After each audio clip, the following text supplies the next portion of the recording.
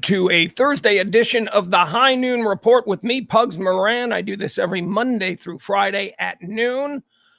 Crazy as that sounds, yes, the High Noon Report every Monday through Friday at noon.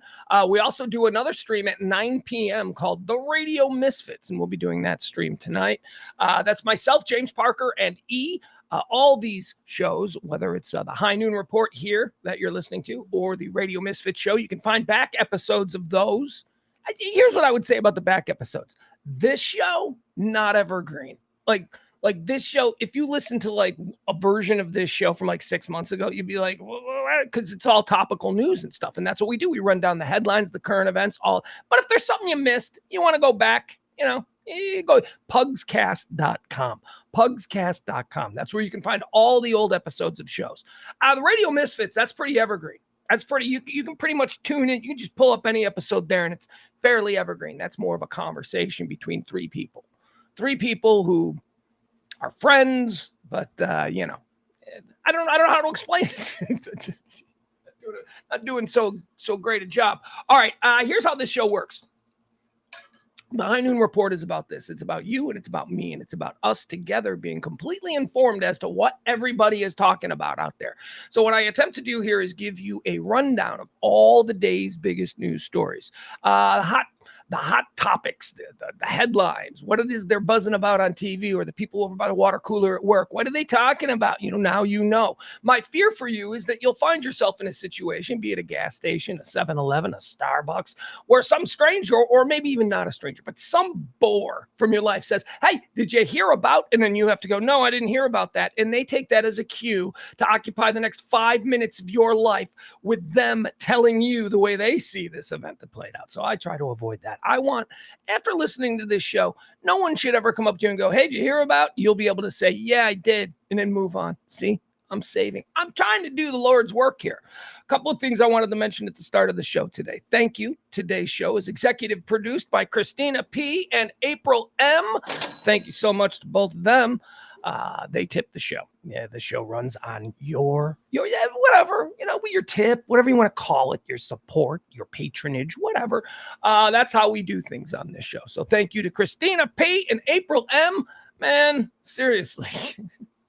I hope neither of them get laid off because they are monthlies. They are in I think in some of these cases more than monthlies. But thank you so much to both executive producers of today's show, Christina P. and April M.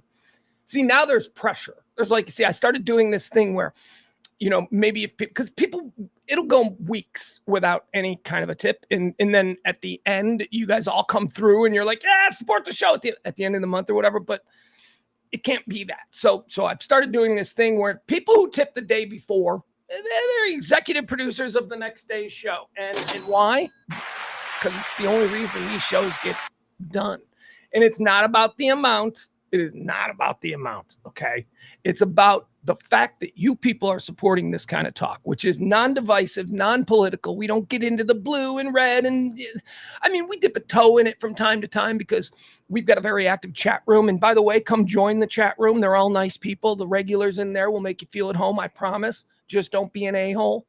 Seriously, over 2 years of here's what I love about our chat room. Imagine if this show ever took off. Imagine if this show ever had like hundreds and hundreds of people in the chat room.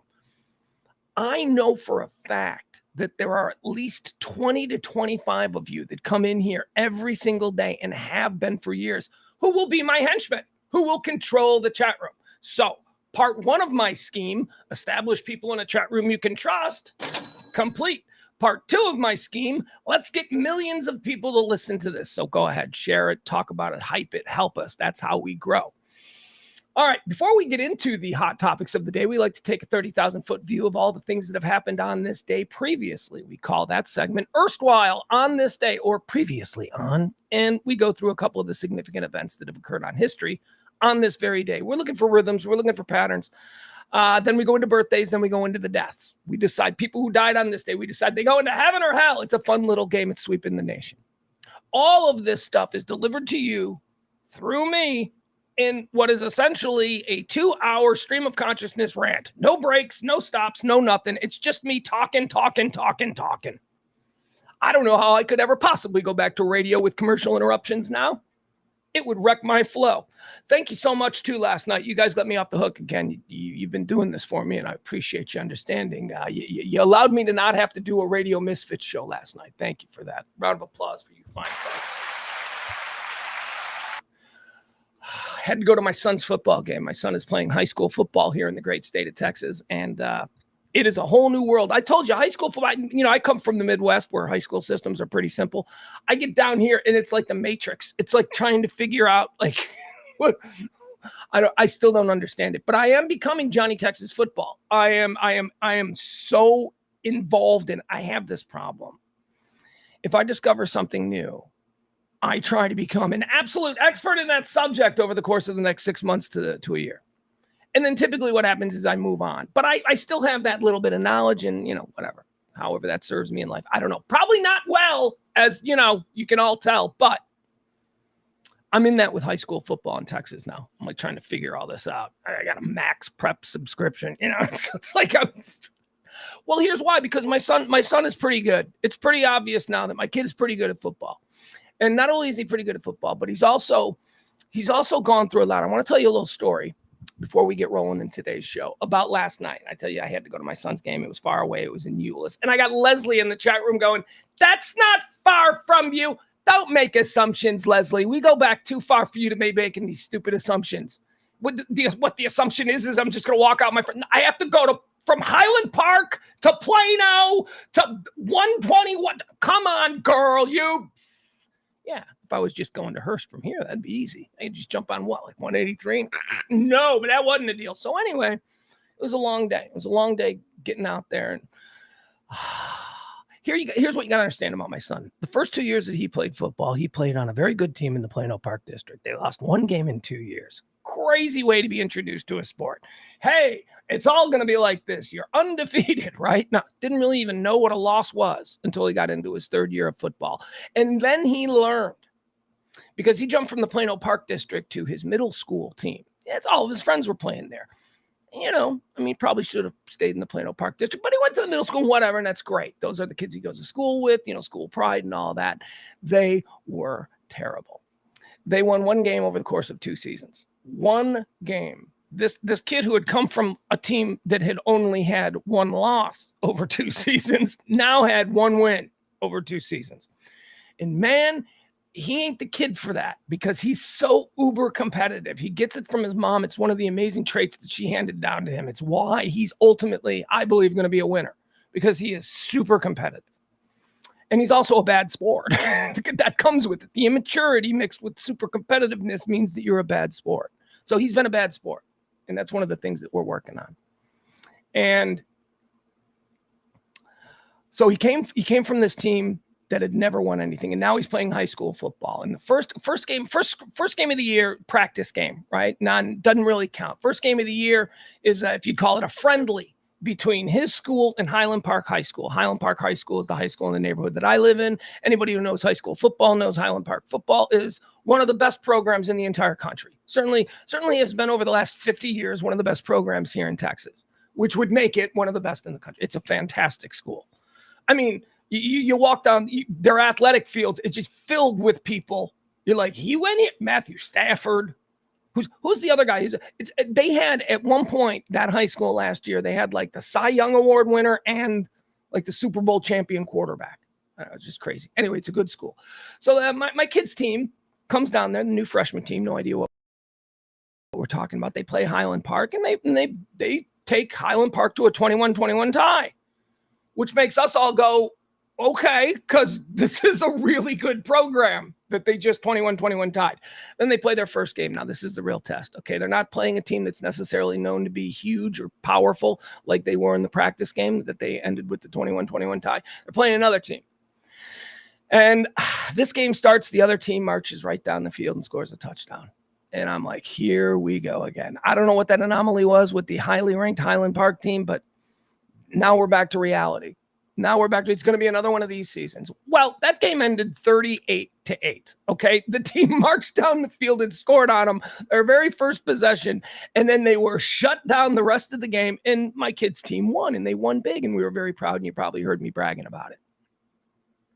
So this week we have game 2. So I'm like, maybe that team they played was just really bad, right? That's what you think. Maybe because you're trying to keep yourself measured. You don't want to get too excited. So we go out, we play this team last night, and they won. I mean, they won. They scored on every possession. They won 62-8. They have now outscored in 2 games, 2 official games. My kids' team has outscored the other 100-14. I mean, it's ridiculous, especially coming from last year and the year before, which I told you were not good years. They were terrible. So I'm thinking my kid, I've established, super competitive.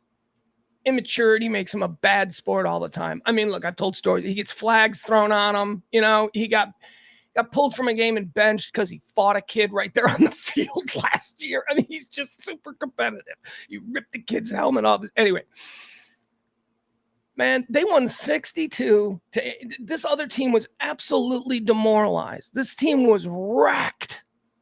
I saw kids crying. High school kids, 62-6.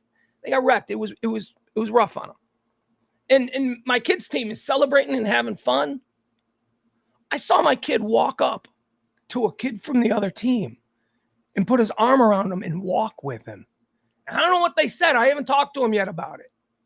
But knowing how competitive he is, knowing what a bad sport he is, I mean, I was worried as they were running up the score. I was worried about my kid being that, yo, that's us, you suck. You know, I was worried about my kid being that. And he wasn't.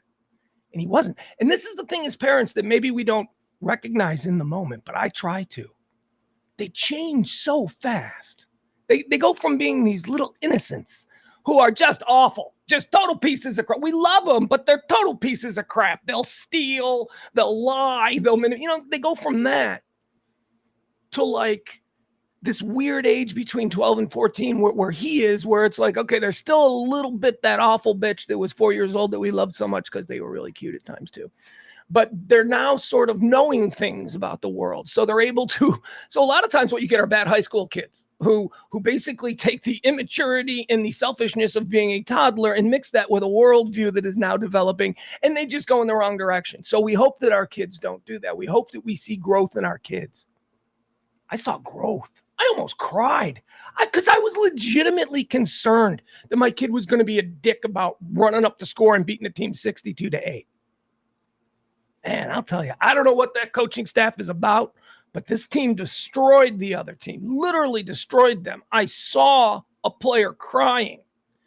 They all had their heads hung. The game was called after 3 quarters. The game didn't even go 4 quarters. The refs were like, my kid's team picked the ball off again and, would have scored because they scored every time they touched the ball. And this time they were inside the 20. So, and the refs the 3rd quarter ended and the refs went, nah, we're done. And I'm sitting there and I'm filming all this stuff and I didn't even realize, and I see them all shaking hands. And I thought I was having such a good time that the 4th quarter just was by. And I'm like, oh, they ended it.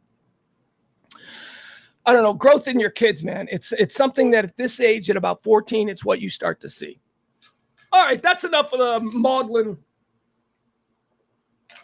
parental nonsense. But I'm sure you guys have seen it too. At least I hope you have. Because I'll tell you, I know a lot of kids that were pieces of crap, like that I grew up with, who are pretty good men today. So if anyone tries to tell you that people can't change, I think you can. I think that's programming. People never change. Yeah, they do. What are you talking about? All right, let's get started with today's show. Again, thank you. Today's show is brought to us by executive producers Christina P. and April M. Thank you to everybody who helped up this week. But we are not done. We are still in the middle of a drive. So if there is anything you can do to contribute to this kind of talk radio, non-divisive, non-political, yet still informative and current events driven, we sure would appreciate it. Okay, I'll put that up now. We'll leave it there. Let's see here. Where is it? Big, there we go. It's a big push week. Okay, thank you, folks. Let's get started. It is the High Noon Report. I am Pugs Moran. It is the 31st day of August, year of our Lord, 2023. August 31st, folks, I'll have you know, is the 243rd day of the year. There's 122 more of these remaining. Man, I am so thirsty. I don't know, it's a bad cottonmouth today.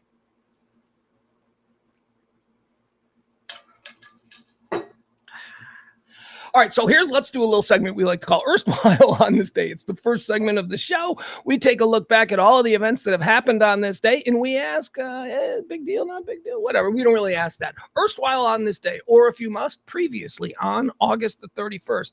On August 31st in 1864, during the American Civil War, forces led by General William Tecumseh Sherman, launched the assault on Atlanta. So the attack on Atlanta this day in 1864. On this day in 1888, Mary Ann Nichols is murdered. She is the very first of Jack the Ripper's confirmed victims. Jack the Ripper, of course, we all know. Anybody who watches What We Do in the Shadows, we know that Jack the Ripper is, in fact, Laszlo Cravensworth. Laszlo Cravensworth is also the first porn star. And he's Jack the Ripper. He's also the first porn star. And he's the author of Come On Eileen, which was stolen from him by Dexy's Midnight Runners. Anyway, there you go. Fun facts from What We Do in the Shadows. Nobody watches that show but you. My kid watches it. Another idiot. Hey, that's kind of your kid too.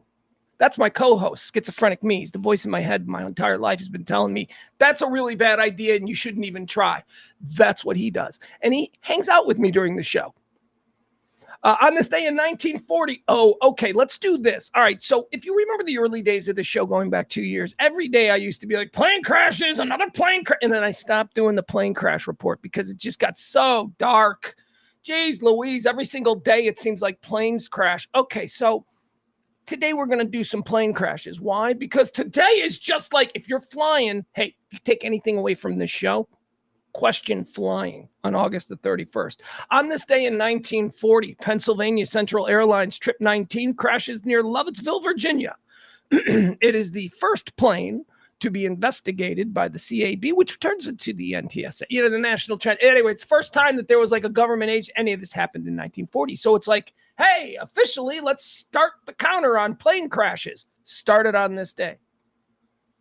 Now, this is what we talk about when we do Erstwhile on this day, where we look back, we look for rhythms and patterns. Okay, so in 1940, a big plane crashed, and the government said we should have an agency, and they created the agency to look into plane crashes. The agency we now know is the NTSB. So that would be the moment those people started writing. So that's the beginning. It's happy birthday plane crashes. That's what I'm trying to say. Let's just start the plane crash thing on this day in 1940 with Pennsylvania Central Airlines Trip 10. Okay, so it's the birthday of plane crashes. Holy crap. Let's run through them, shall we? 1950, TW8 Flight 903 crashes near Italy, El Bandu, killing 55 people. In 1972, Aeroflot Flight 568 crashes into something in some weird Russian town, killing 102 people. 1986, Aero Mexico Flight 498 collides with a Piper PA-28 Cherokee, killing 67 in the air and 15 on the ground. 1986 again. Ooh, big day in 1986 for plane crashes. 1986 again, the Soviet passenger liner. Oh, that's just a boat crash. Anyway, a boat crash. 500 people died. Okay, so bad day for travel. Let's just say that. Bad day for commercial travel. 1987, Thai Airways Flight 365 crashes into the ocean, killing 83 people on board. 1988, Delta Airlines Flight 1141 crashes during takeoff from Dallas-Fort Worth International Airport. We even got a local one. Hey! 1988. Also in 1980, I hate it. Every day, if you listen every day, you know how I hate the navigation of Google Drive. Oh, God. Where were we? All right, 1988, Delta Airlines, Dallas-Fort Worth, killing 14. Also in 1988, Flight 301 overshoots the runway, crashes into Kowloon Bay in Thailand, killing 7. 1999, an LAPA Boeing 737 crashes during takeoff from Newberry Airport in Buenos Aires, killing 65, including 2 people on the ground. Woo! Okay, now that is crazy. Those are a lot of planes that have gone down throughout history on this day. Don't travel on August 31st. I wonder if this is just like a busier travel day historically, end of summer, something like that. I don't know. So cottonmouthy. On this day in 1997, and we're going to end Erstwhile on this one. On this day in 1997, Princess Diana died. Oh, boy. Oh, yeah. You remember this? Princess Diana of Wales is killed in a car accident in a tunnel in Paris. Man, I remember watching this all night, like middle of it, because it was over there. But it was night there. So it was kind of, I don't know when this happened. I remember seeing the breaking news. I remember I was watching CNN. Was it a Saturday night? I don't know. I was in my 20s. So any night was like a Saturday night, right? I was probably getting ready to go out and party on a Tuesday. I don't know. But I remember I was getting dressed to go out and I had CNN on. And it happened to 8 o'clock our time it was reported. I'm not even sure. Anyway, man, I didn't go out. I remember this is, I'm a crazy news junkie. I didn't go out. I remember I stayed in, I sat there and I watched this coverage of reports that Princess Diana was at. Why would the death of some because man, if you're Gen X, if you grew up in the 80s, she wasn't special to me. Like I didn't have posters of her. But as far as being an important cultural influence on the world, she was huge. She was bigger than any pop star, bigger than any movie star, she had this crazy influence over people. And it was a benevolence. It was a kindness. There was a sweetness about her. And the whole world sort of looked to her as this beacon of hope and aspiration and kindness. She meant a lot to people. And, and by the way, I love The Crown. The season that featured her when she met Charles and in their dating and how she was, and the scene with her disco roller skating through Buckingham Palace with headphones on, listening to Duran Duran's Girls on Film. Very cool. She seemed like a cool chick. Anyway, it was a big deal, man. It was a big deal on this day in 1997. All right, let's move now into the birthday segment. Buonam, buonam, buona. They claim it's their birthday. Buonam, buonam, buona. Let's check the record. On this day in 12.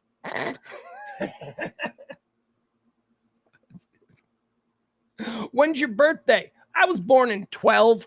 Caligula, ladies and gentlemen, Roman emperor. Born in 12, died in 41. That's funny.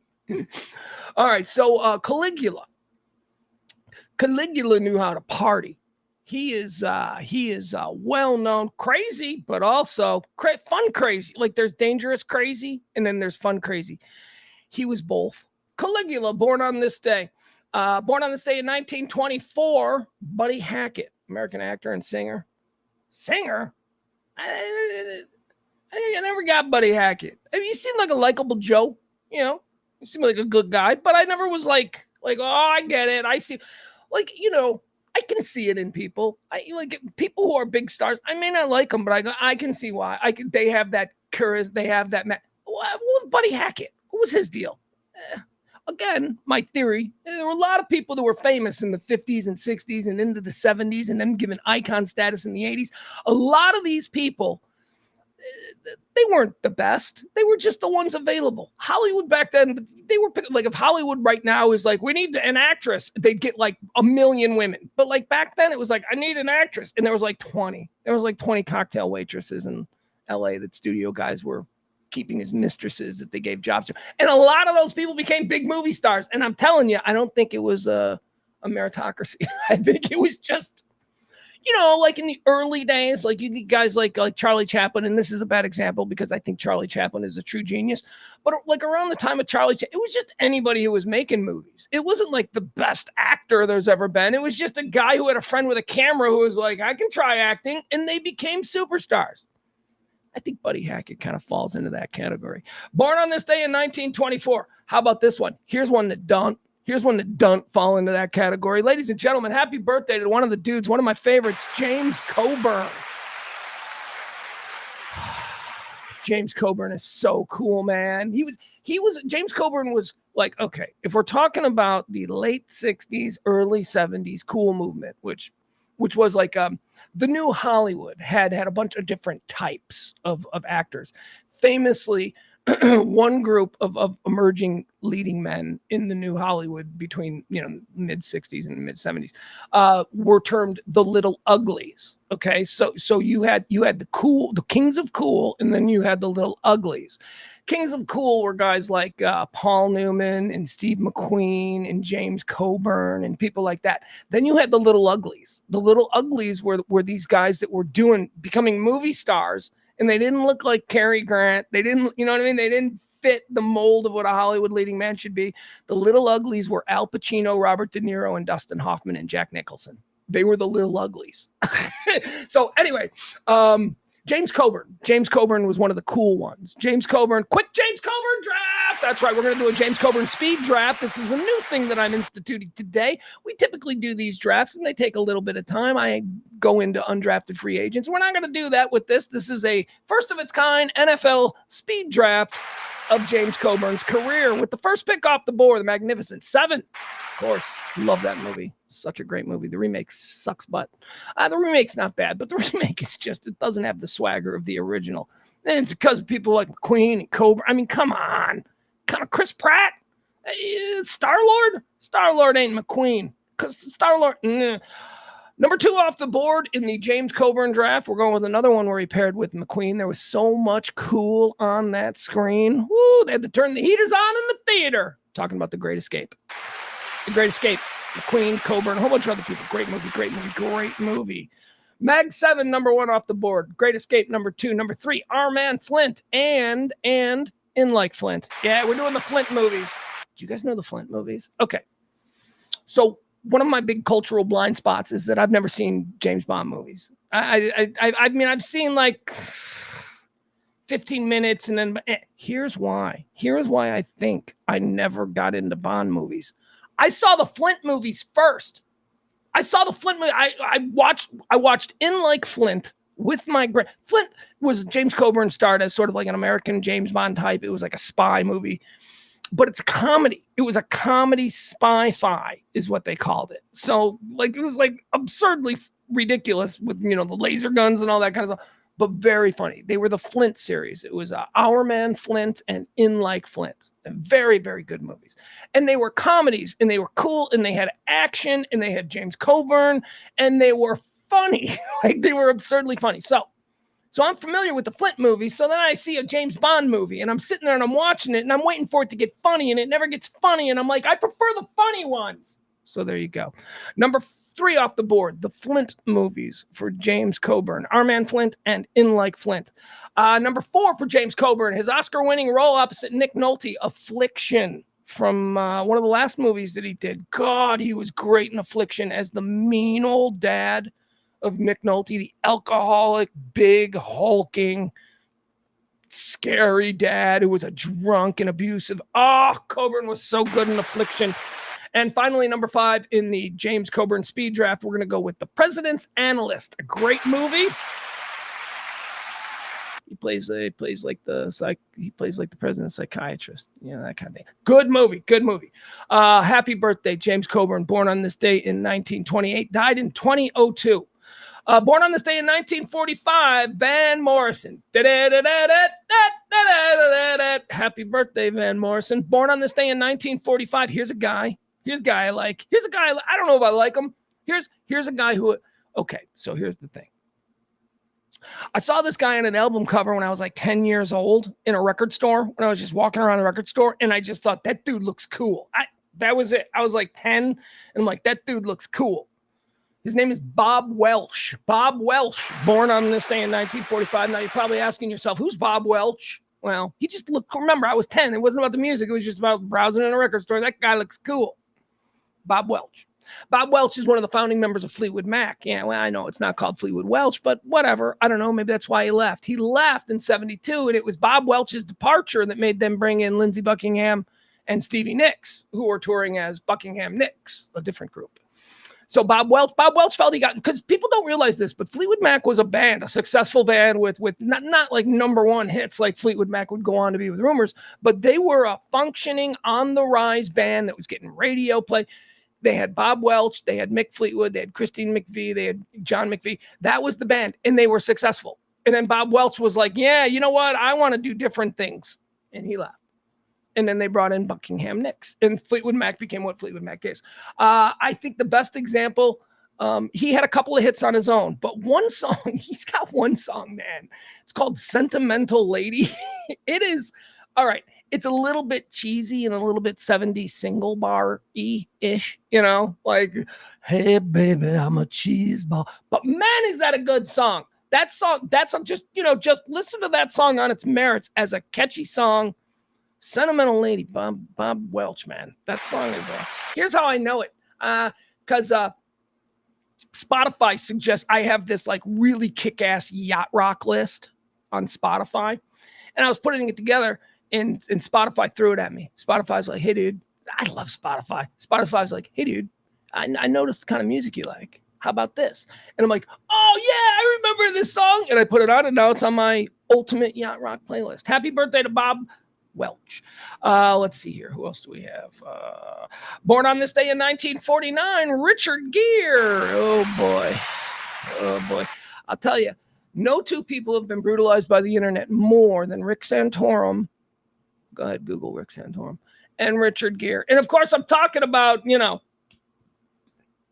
the butt thing, which is absolutely not true. And it was started, oh, God. What is the story there? You know, the butt thing. We all know the Richard Gere butt thing. Programming. We all believe it's true. We all totally believe it's true because we've heard it. That's true. No, I tell you, I heard it from my cousin. You know, shut up. Shut up. It's not true. Shut up. That he was into a particular sexual act that involved rodents. Okay. And it's not true. But boy, I'll tell you, that took off. You just Google a certain couple of words and you're going to get some stuff about Richard Gere. You're going to be like, what? And I don't know why. I don't know how it started. I can't remember. I know that I knew it at some point where it started or where they believed it began, but whatever. All right, so Richard Gere, let's forget about all that. Rick Santorum too, man. That's the other one. His name, boy, the things that he is associated with that, again, are not true. But hey, whatever. It's fun, right? All right. Richard Gere NFL speed draft. Yeah, I know we just did one for James Coburn. We're going to do it again. The first pick off the board in the Richard Gere speed draft, officer and a gentleman. Yeah, of course. I got nowhere else to go. Remember, he's in the rain. He's in the rain, and like Louis Gossett Jr. is standing over him, and he's like, "Mayonnaise, why don't you give up? I don't get you. Why don't you just give up?" And he goes, I got nowhere else to go. Yeah, Richard Gere, officer and a gentleman. How about number 2? Power. Power's one a big hit. Great movie. If you haven't ever Richard Gere in Power. Now you gotta remember, this is like 1989. So this is 30 some odd years, 34 years from today, 34 years ago. Power. And I watched it a couple of years ago just to see if it like holds up. And I'm like, wow, it is the beginning. Power. In the movie Power, Richard Gere plays a political consultant. And this is before we really were aware of the presence of political consultants. I mean, we are now. They're named and they're on CNN and they're on MSNBC and Fox and they're talking it. We know who they are now. But this is about 1989, a presidential election and the political consultant behind the scenes. I mean, it was only a couple of years later where I think the political consultant game really became front and center with the release of the movie The War Room, which was a documentary about James Carville and George Stephanopoulos and how they got Clinton elected. But before that, no. But Power. If you ever have a chance to see Power, Richard Gere, so good. Number 2 off the board. Number 3, we're going with American Gigolo. Call me. Blondie had a hit single. American Gigolo is a good movie. Number 4, Primal Fear, you guys. I know we all think that's an Edward Norton movie. No, but opposite Edward Norton was Richard Gere. Number 5 off the board in the Richard Gere speed draft, we're going to take Internal Affairs. I know I left a lot on the board, and we're not doing undrafted free agencies during speed drafts. Moving on, happy birthday, born on this day in 1954, Julie Brown. I know what you're saying. You say, Pugs, which one? We Gen Xers, we 80s kids, we know when you say Julie Brown, our brain goes a little scrambly. We're not sure. Are we picturing the redhead white girl with big boobs, or are we picturing the black girl with big boobs? Which, we don't know what we're doing here. They broke them. That MTV hired 2 girls like within 6 months of each other, both named Julie Brown, and nobody changed their name. So it was just two Julie Browns. So you had West Coast Julie Brown, who was the white girl, because she was like, and that was her. She was West Coast Julie Brown. And then you had downtown Julie Brown, who was the black girl, and that's why she was downtown, because that's where the black people lived. That was the 80s. She was downtown Julie Brown because she was black. That's funny. There were no rules. There were no rules until recently. You could do stuff like that. Today you tried to, why is she downtown? Anyway, happy birthday to West Coast Julie Brown. That's right, the big boob redheaded girl who was sort of the California girl. Born on this day in 1954, Julie Brown, American actress and screenwriter. She was so obnoxious, man. She was hot though. Like I remember like being like 18 going, I don't know, man.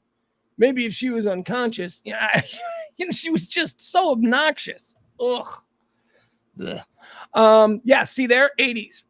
Date rape jokes. You can do those in the 80s. And you can, well, again, pointing out that was a character that I was depicting of a lesser version of me back in a time when that kind of talk was more readily accepted. Not accepted, but tolerated. Let's see. Okay, so there we go. Let's get out of that. That wasn't, this is the world. Everybody's running scared in this freaking world. All right, let's keep going. Born on this day in 1957. Happy birthday, Gina Shock. You know who Gina Shock is? Gina Shock's the cool-ass drummer from the Go-Go's. Gina Shock's a cool chick. Gina Shock, born on this day in 1957. Born on this day in 1957. Umbilical cousins, if you will, with Gina Shock. How about Glenn Tilbrook? Pulling muscles from his shell. Wait, is that him? Oh, now I'm not sure like which songs. Squeeze. If you love Squeeze, and who doesn't love Squeeze? Squeeze is great. Glenn Tilbrook. I'm not going to get all caught up in, holy crap, holy. Hold on, guys. We got to take a quick little break here just for a minute so I can do something.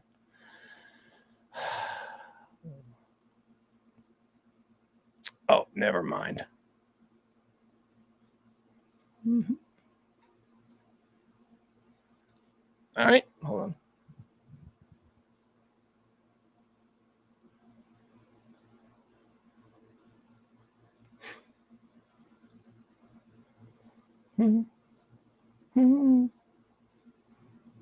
Oh, give me 1 second here. Yeah, I know. Like, you'll be fine. Trust me. All right. Where were we? We were just talking about Glenn Tilbrook, Squeeze. Happy birthday to him. Born on this day in 1957. Happy birthday to born on this day, Debbie Gibson. Remember her? All right. Again, shout out to my Gen X people, my 80s kids. What did she? What was her song? I'm trying to think of a Debbie Gibson song.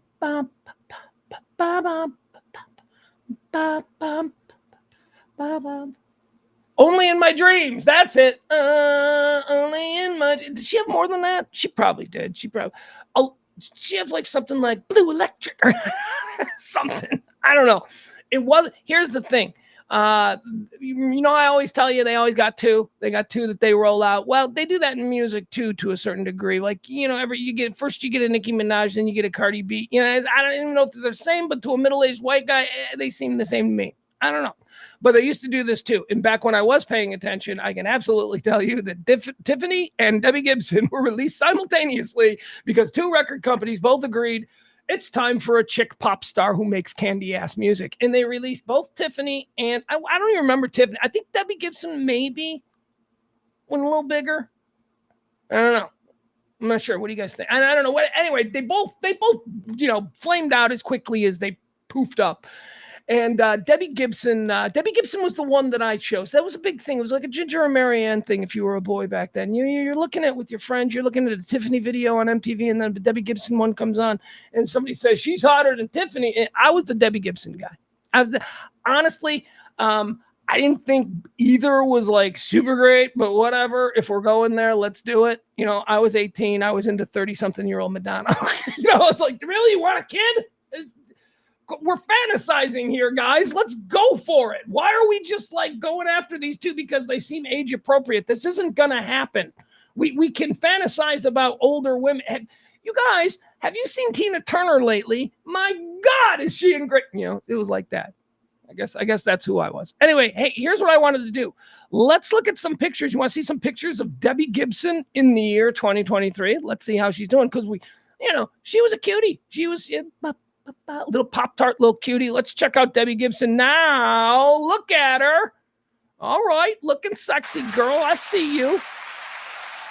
Debbie Gibson was sort of like a test run for Britney Spears, right? Like Debbie Gibson could have been Britney Spears 15 years before. Wait, 15 years? 10 years before Britney Spears.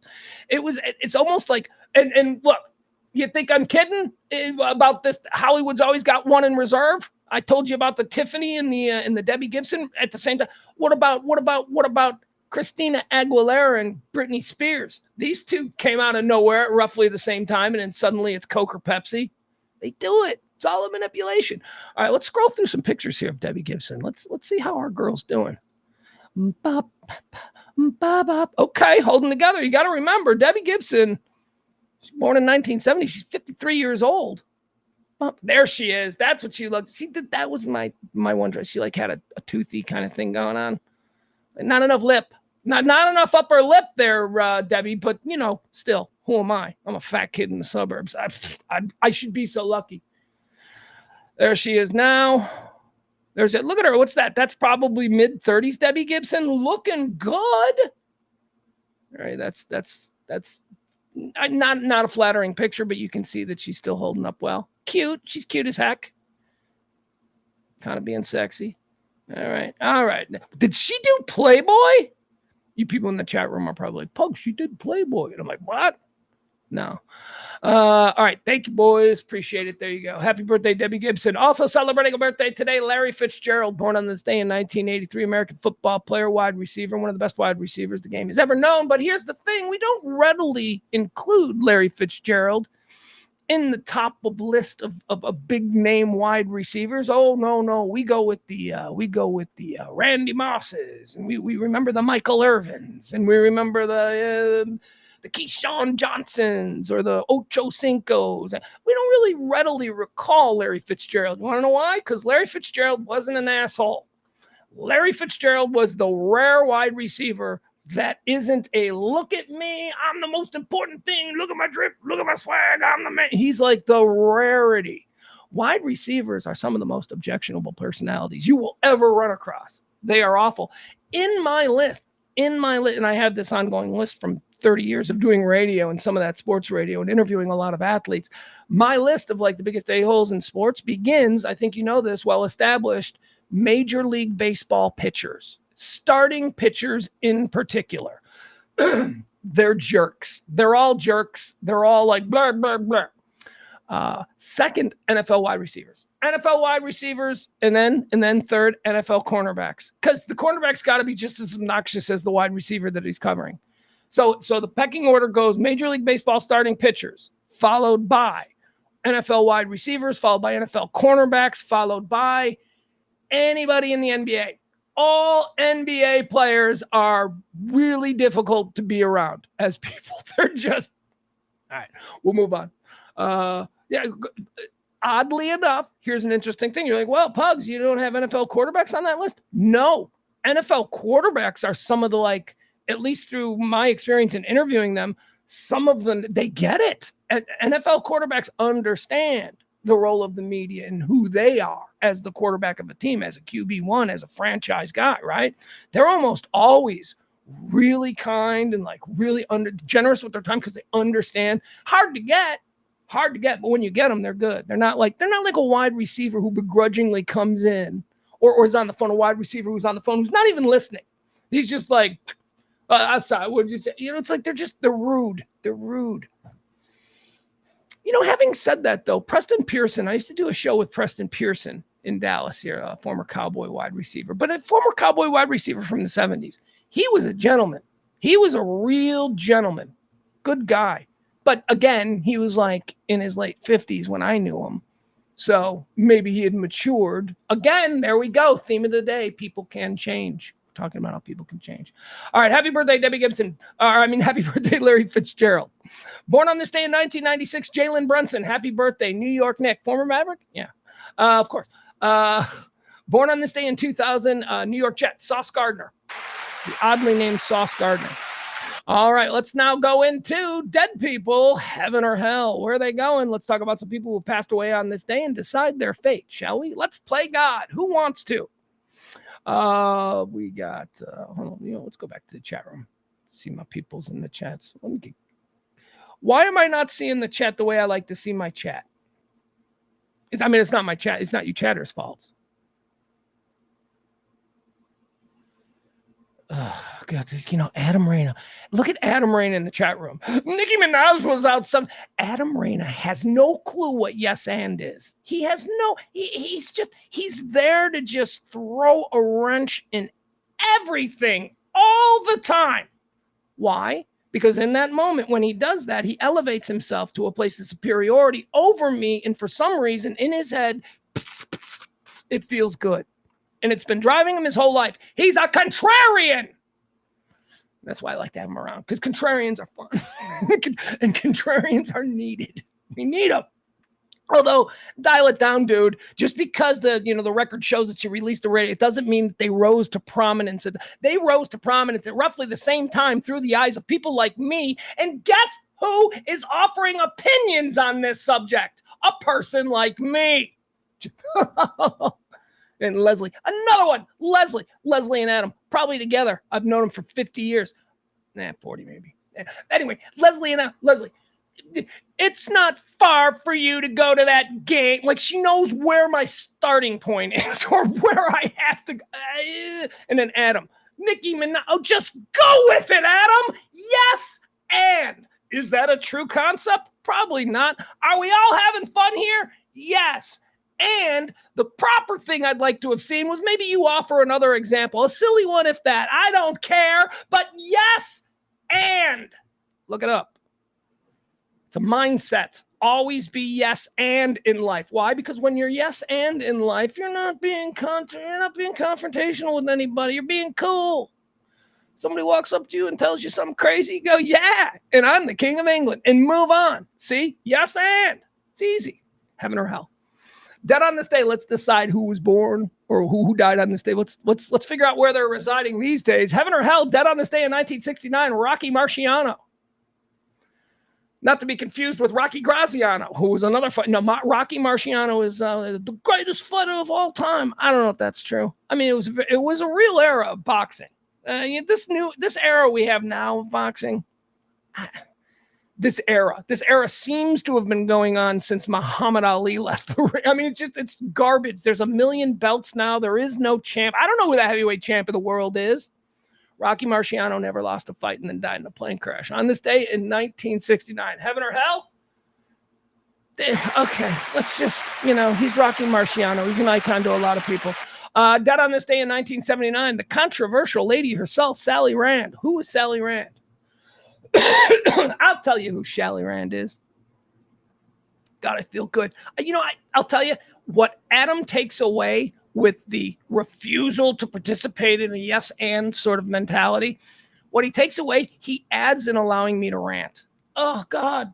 Oh, I love it. And just as I described with him being the contrarian causes for him to go, oh, that feels so good. I love doing this. Me ranting. Woo. So thank you.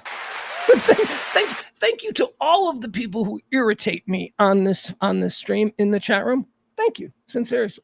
Sally Rand. Here's what Sally Rand did. Sally Rand was the fan dancer. Remember back before they had strip clubs and stuff and before pornography was a thing? A bunch of guys in trench coats, actually a bunch of dudes in suits and ties. People wore suits and ties everywhere. Sally Rand would be on stage, I think burlesque, right? Wasn't that what it was? Something like that. Sally Rand would be up on stage and she was a fan dancer. She popularized fan dancing. You ever seen that? Where it's like a naked girl, but she's got on her arms 2 giant feather wing type things. They're called fans. And she would just like, ooh, you can't see me. Ooh, look here. Ooh, now I'm covered. And she'd be like, ooh, I'm going to be naked again. But oh, the other fan comes by. It was that thing. She's in hell. That's stupid. That is stupid. Dead on this day in 1997, preemptively on this day, 1997. You know who it is. It's Diana. Diana died on this day. Heaven. She's working the front desk. By this point, are you kidding me? Like, you think there's a question of where Diana is? She was a young woman, and essentially her entire life in the public spotlight was like, holding babies and crying with moms and walking through minefields. Remember that? Remember she used to walk through minefields? She would say, here's what Princess Diana did. So there was this problem with mines, like leftover mines from civil wars, especially in Africa and places like that. And the villagers, the people, every couple of weeks, someone would blow up because they were out running in a field and they tripped over a mine that was left there from the Civil War of 10 years earlier.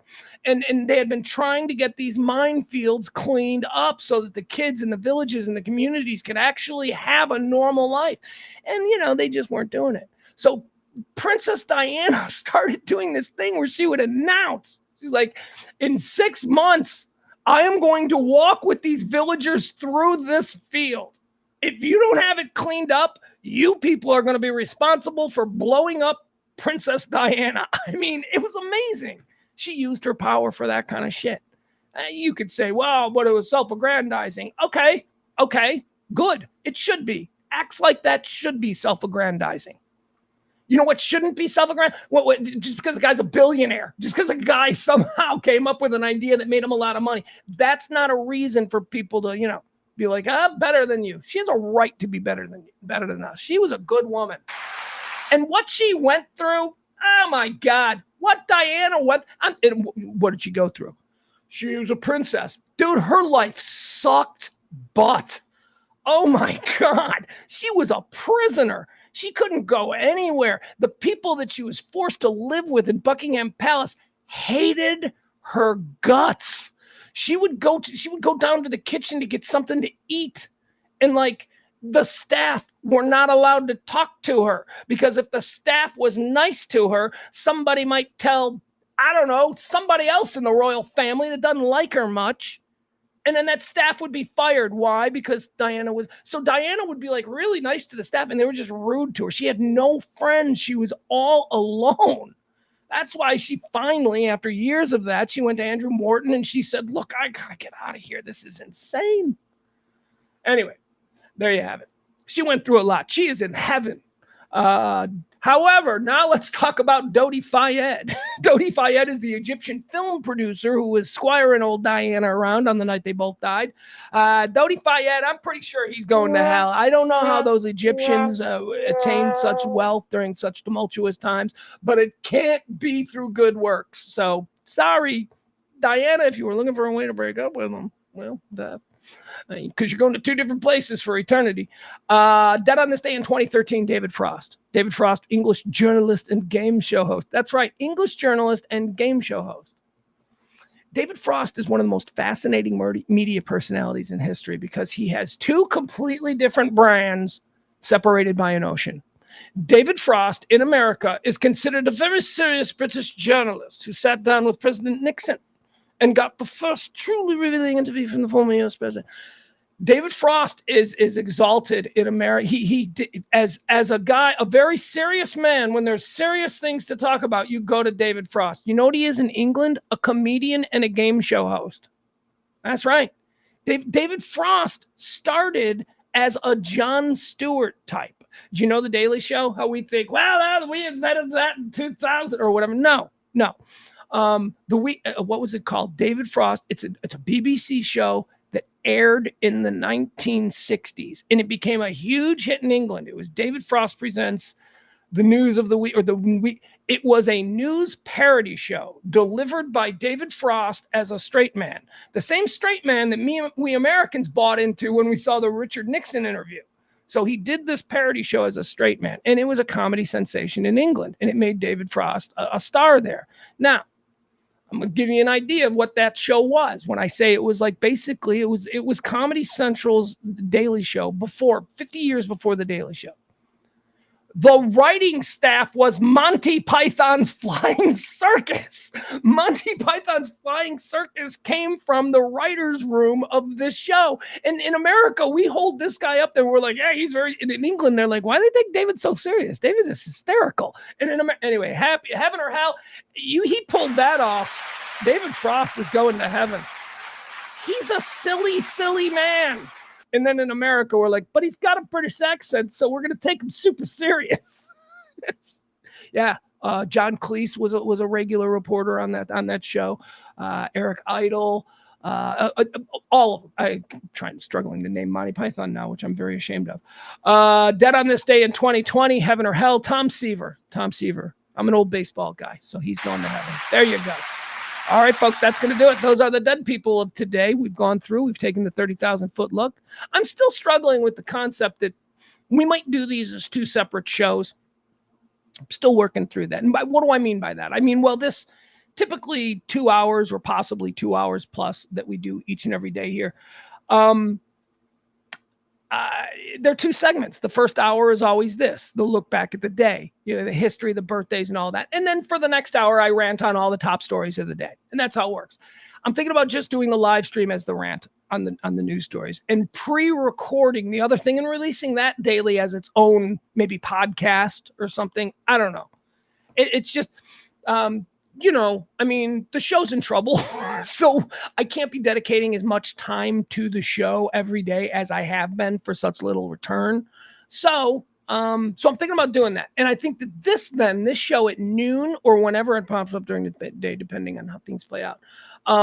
So this show at noon it'll be a lot more concise, a lot more like, boom, boom, boom. Here's what's happening. I don't know. We'll think about it. We'll see how. And then, maybe the other part of the show will be released every night at like midnight. So in the morning, you can listen to the first, if that's something that you like. We'll see. I don't know. I have grand aspirations. That's always been my problem. All right, let's move into the top stories of the day. Once again, today's edition of the High Noon Report is brought to us by our fantastic executive producers, Christina P. and April M. Thank you to everybody this week who helped out with tipping the show. Hugh and Joel and Frank. And yes, I'm reading the scroll at the bottom. Thank you to Terry. Thank you to everybody that got us going this week. It's, it's a grind, but we like doing it. All right. The big story of the day. Oh, here, I should not put, I got to remember to go back and forth between these. There we go. Boom. If you want to help out the show, there's your opportunity. All right, let's move on. Top stories of the day. Idalia.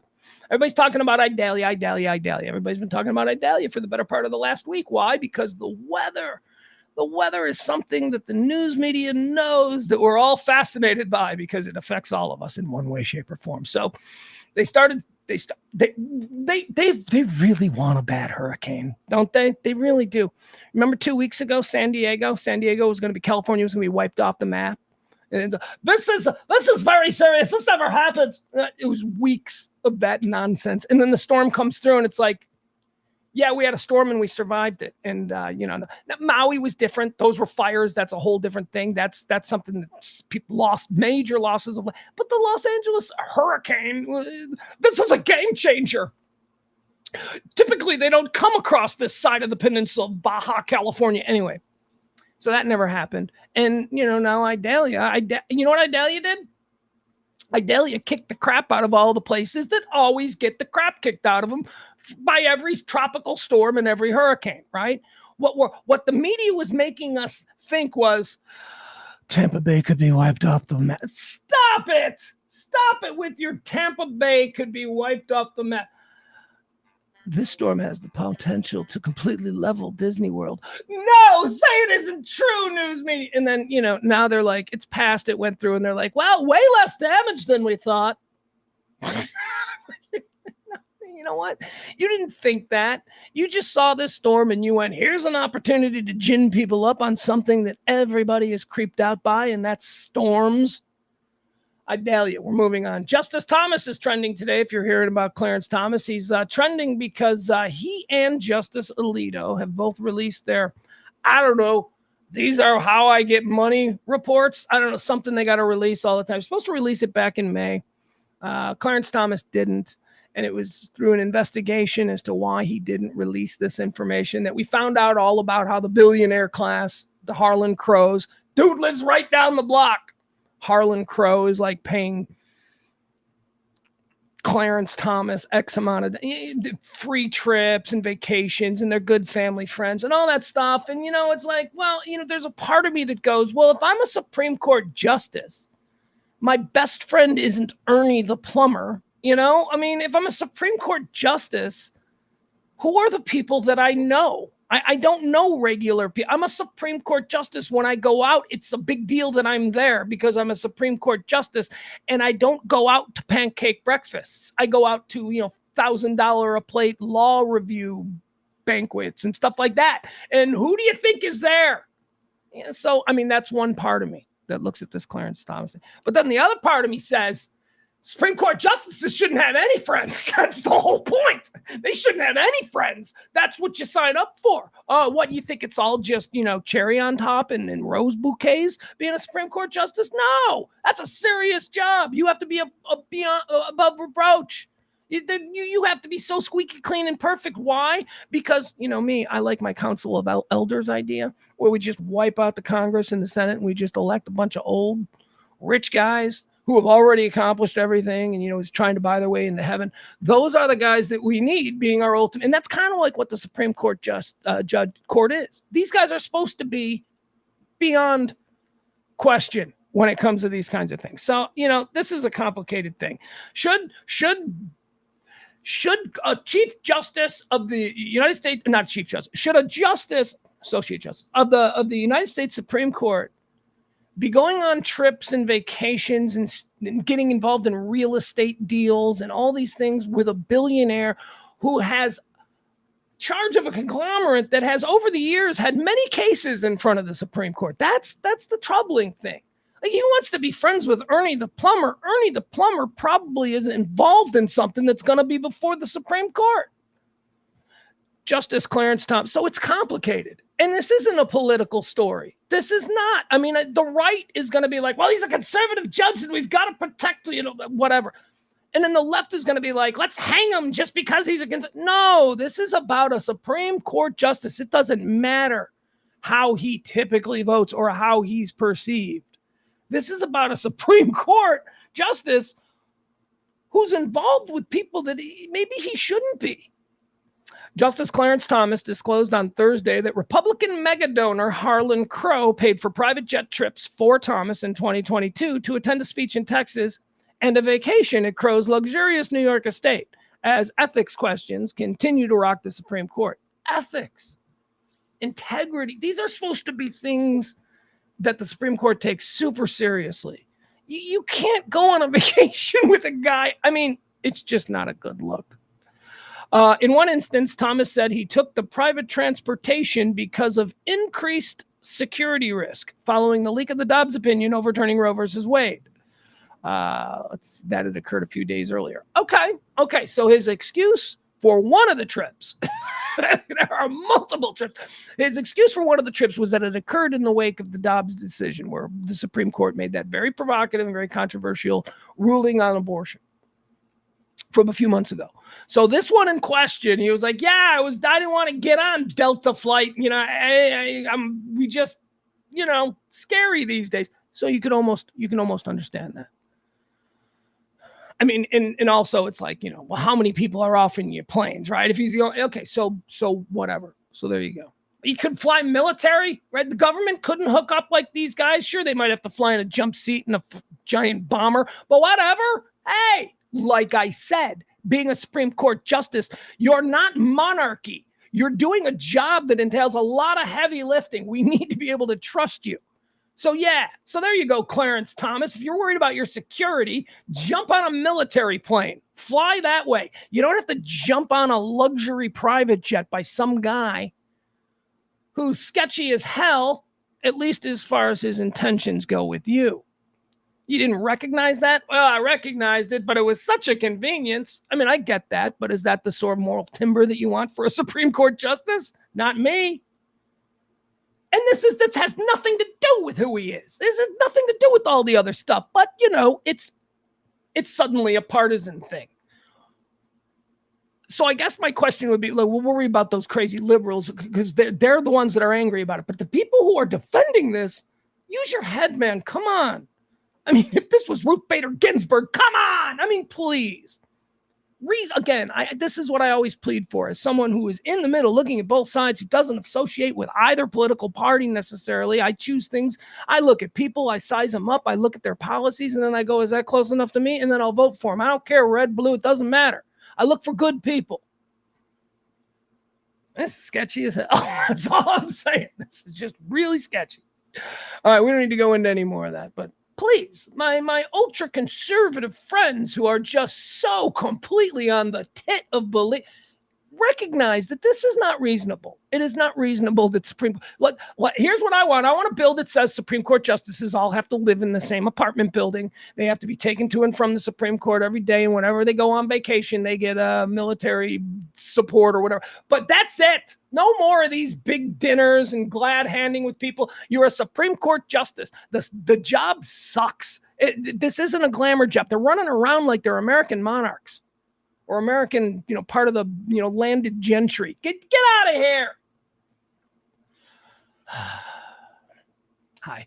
Hey, how about Joe Biden and Ron DeSantis, huh? How about these two? Joe Biden just saying really nice stuff about Ron DeSantis. Biden, of course, as head of the federal wing of any aid that's going to be going for the Idalia relief down there in Florida, has been working with Ron DeSantis. And it's so, look, okay, so yesterday, when prompted about his relationship with Ron DeSantis, Joe Biden made it clear that this is not about politics. This is about the people of Florida, and he is doing a fantastic job. And he was so effusively complimentary towards DeSantis. Weird. Took you off balance a little bit because, DeSantis has said, Hunter Biden, DeSantis is not a nice guy when it comes to the politics and the way he's, going after the current presidential administration. This is Joe Biden, man. This guy is a master politician. He is a monster at this game. He's been doing it since like the 80s. I mean, this guy knows exactly how you doing? He can win people over. Look, I know that there's some of you out there who are like, Biden is the worst thing that has ever walked. I know that there's some of you out there, but there are a whole bunch of people out there who voted for him, and they voted for him because they're like, he seems pretty nice. That's his act. That's his act. And he's so practiced at it that it seems like it's natural, but I can see he's a politician. You smile too much. Normal people don't smile.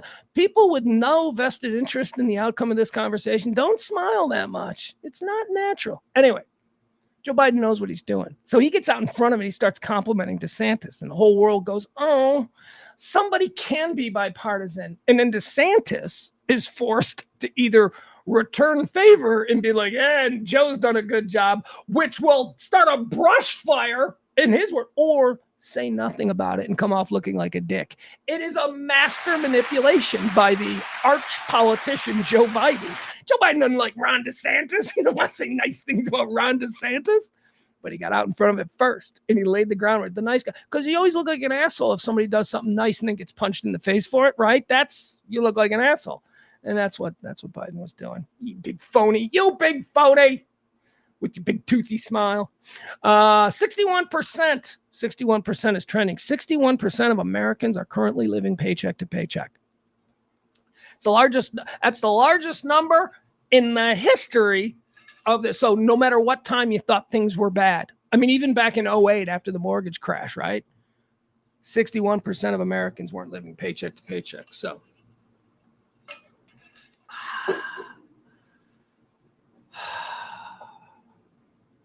61% living paycheck. 61% of us are getting our asses handed to us by a system that is heavily favoring a certain caste of America. Yeah, we don't have a caste. That's from India. They have the caste system. We don't have. No, we've got it here. 61% of American adults are living paycheck to paycheck right now. They ain't all blue. They ain't all red.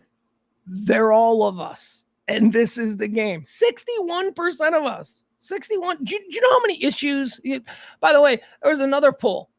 83% of Americans, 83% of Americans across both genders and both. whatever, maybe there was a third gender in there. 83% of Americans across both genders and political parties want responsible gun reform. They want to keep guns out of the crazy kid who got Baker acted and then went and bought guns because, hey, anybody can have one. 83% of Americans want that. 83! I mean, why isn't that something that's happened? So look, 61% of Americans are living paycheck to paycheck. Let that be a reminder to you that this person that you hate because of who they voted for, they're in the exact same ship as you. They're in the exact same position. And you should be getting with them and going, we are stronger together. People, how is that? Well, okay, now I'm going to get into my whole rant about societies and how we need them because we are stronger together. But go ahead. You want to be a hermit living out in the woods? Go ahead. That's you. 61% of Americans are living paycheck to paycheck. We need to band together, people. We need to band together. Nikki Haley is also trending. I say on this show that we don't do a whole lot of politics. We don't. We're not divisive. We try not to be that. I hope that I've demonstrated over the course of the last 2 years a willingness to dabble in both pools. Both pools have points from time to time. Nikki Haley is somebody who I used to roll my eyes at. I used to go, oh, God. And now she's running for president. And, here's how that I enjoy Chris Christie. We're talking about I'm not partisan, but I enjoy of these guys that are being put up there. I enjoy Chris Christie because I don't know. I just enjoy him. Nikki Haley is the one that I'm kind of starting to really like. I thought Nikki Haley just crushed at the debate. I thought she was fantastic. I loved her whole, hey, can we stop being idiots? Here are the truth. And she said some things against her party that I know was totally designed to get people like me who are on the middle and know that it's both parties' fault. It was designed to get people like me to go, there we go. That's what we need to hear. We need to hear somebody from their own party criticize their own party. And it was Nikki Haley. Anyway, Nikki Haley is now even with Vivek Ramaswamy. Okay, be respectful. It's a difficult name.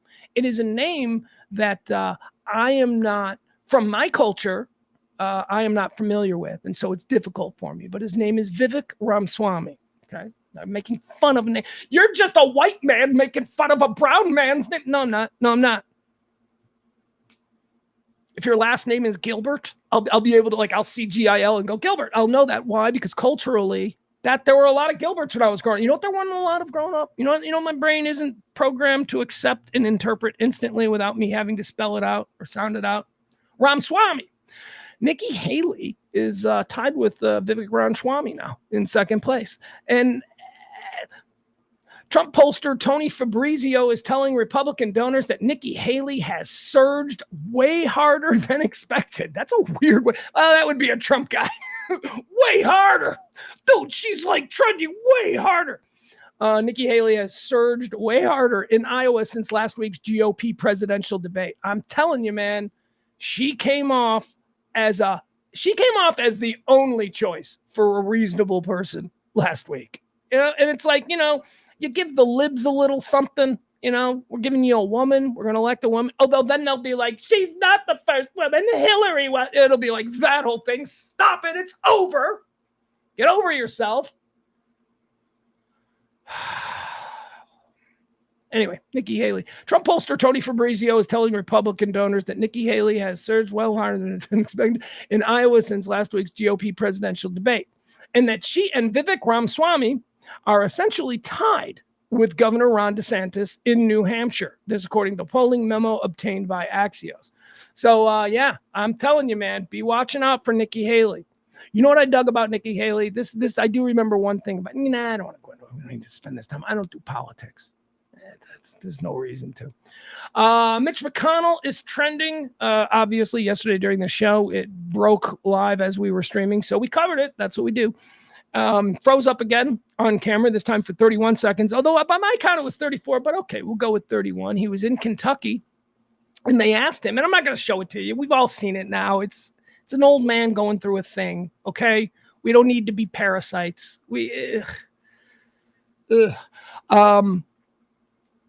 So everybody is basically saying, obviously, cable news, let's talk about the old man thing. Cause that's a big thing. A lot of people want to talk about old people in politics. And is he too old? Everybody had a doctor on. Everybody had an expert on. And pretty much every doctor said the same thing. Yeah, this is late stage Parkinson's. That's what happens. So he's had Parkinson's for probably quite some time now, and nobody knew. And that's fine, by the way. But that's fine. Don't be like, if you're the son and you've got Parkinson's, you have an obligation to tell the people. Well, possibly, but that comes down to your moral timber. Do you feel you have an obligation to tell your constituents that you are suffering from Parkinson's? I don't know. I think I would if I was in that, position, but you don't have to. And it's a private medical issue. So we have to keep protecting people's medical rights. We have to protect people who have something, to not be forced to say, I have that, because that's how we start building camps for people. It is. We put all these people, these are the sick people. No. Look, your medical situation is your own private thing. So I get that. But they're all saying Parkinson's, and they're all saying that he's had Parkinson's for a while now. A lot of people have said it. There are a lot of people, for years now. There's something not right about him. So what's going to happen? I mean, we got Feinstein, we got McConnell, we got Fetterman. What's going on with Fetterman? He's a young man. I mean, we are elected. Here's the problem. Everybody in the country knows that Mitch McConnell should not be reelected. But you know what? Dude's probably going to be reelected. Why? Because the people who vote for him are the people in Kentucky. And what's the rule? The rule is the reason that everybody hates Congress. Congress has like a 2% approval rating. Everybody hates Congress. Congress is all corrupt. And every congressman is a bad guy or a bad woman, all except for your congressman. That's right. Your congressman is the good one because you shook his hand and he came up on your porch and he tussled the hair on your little boy's head. And he's got your vote for life because he's a good guy. And it's everybody else that needs to so that's what we got with Mitch McConnell. So, that's what we got with Dianne Feinstein. Both of these people need to get out. But goodbye. Go on, with all due respect. And again, Dianne Feinstein, she's had these moments. We've seen them. We haven't seen them to the degree of McConnell, though. These are big ones. McConnell's, and as I said yesterday, anybody who's laughing or scoring some kind of political points for whatever side on this thing, look at you people are awful. You people are awful. This is the problem with the world. This is an old man going through something. And you know what? I'll make a list. I'll start making a list of all the people that I see. And should I ever hear that you go through something horrible, I'm going to be sure to remind you. Hey, remember when you were shitting on people who went through something horrible? Yeah, that was fun. Look at you now. Man, just try and be a little bit more thoughtful towards people. You can despise Mitch McConnell for whatever political reasons you want. You can support him for whatever political reasons you want. At the end of the day, he's a human being. Somebody's grandpa. He's going through some stuff, and none of us are protected from the stuff that comes from us. Putin is trending. Oh God. Here's another thing. People. Okay, so I am in the middle, but you know what I'm not in the middle on? Putin. I've been telling you people for Putin for years. Putin is a KGB. Putin used to run the KGB. Nobody hates America more than Putin. His brain has been friggin' programmed and rebooted and all that. He is not pro us. He thinks we are responsible for every hardship the Soviet people of his lifetime went through, and his goal is to reform the Soviet Union. He has not been secretive about this. It's just that for some reason, people in America think we could deal with Putin. Yeah, that's what he wants. He's a master manipulator. He was the KGB's top interrogator. He could get anything out of anyone. That's his background. And he was also mayor of St. Petersburg or something, but whatever. He had a long and storied career in the KGB. He was a very important person there. This idea that we can deal with him. No, we cannot. Okay. And here's another example of why we can't deal with this guy. He is not in any way, shape, or form like us. And if you think he is, then you're not like us. And by us, I mean Americans. He's a bad guy. Russia is not a bad people. Putin is a bad guy. This has somehow become a topic for debate recently. And it's just, my God, know your history. Know what this guy is from. Know what he has said to his own people. And just because it hasn't been reported here in America doesn't mean that that's not what he's known for. And the rest of the world knows it. He's buddying up with all of our enemies. He's pals with Assad. He's hanging out with Iran. He's doing stuff with China. But we still got people in this country carrying water for this guy. What is wrong with people? Anyway, here's what he did. Here's what he did. Remember a couple of weeks ago when he got super embarrassed because Putin's moon rocket blew up? Yeah, it did. Coincidentally, and I'm sure having nothing to do with that, the chief rocket guy who built it, he died of mushroom poisoning today. Yeah, probably not related at all. Yeah, right? All you Vivek heads, all you people who are, Vivek is obviously somebody who is pro-Russia, and and all you people that think he's a good guy, he's not. Anyway, shut up about that. Just eliminate the whole Ukraine war thing. I'm not even talking about that. I'm talking about Putin's as a bad guy. Putin, the Russian, probably one of the best scientific minds in Russia, coincidentally died of a mushroom poisoning. He ate a poisonous mushroom. Scientist, smart guy, you'd think he'd know. Nope. Ate a poisoned mushroom, and now he's dead.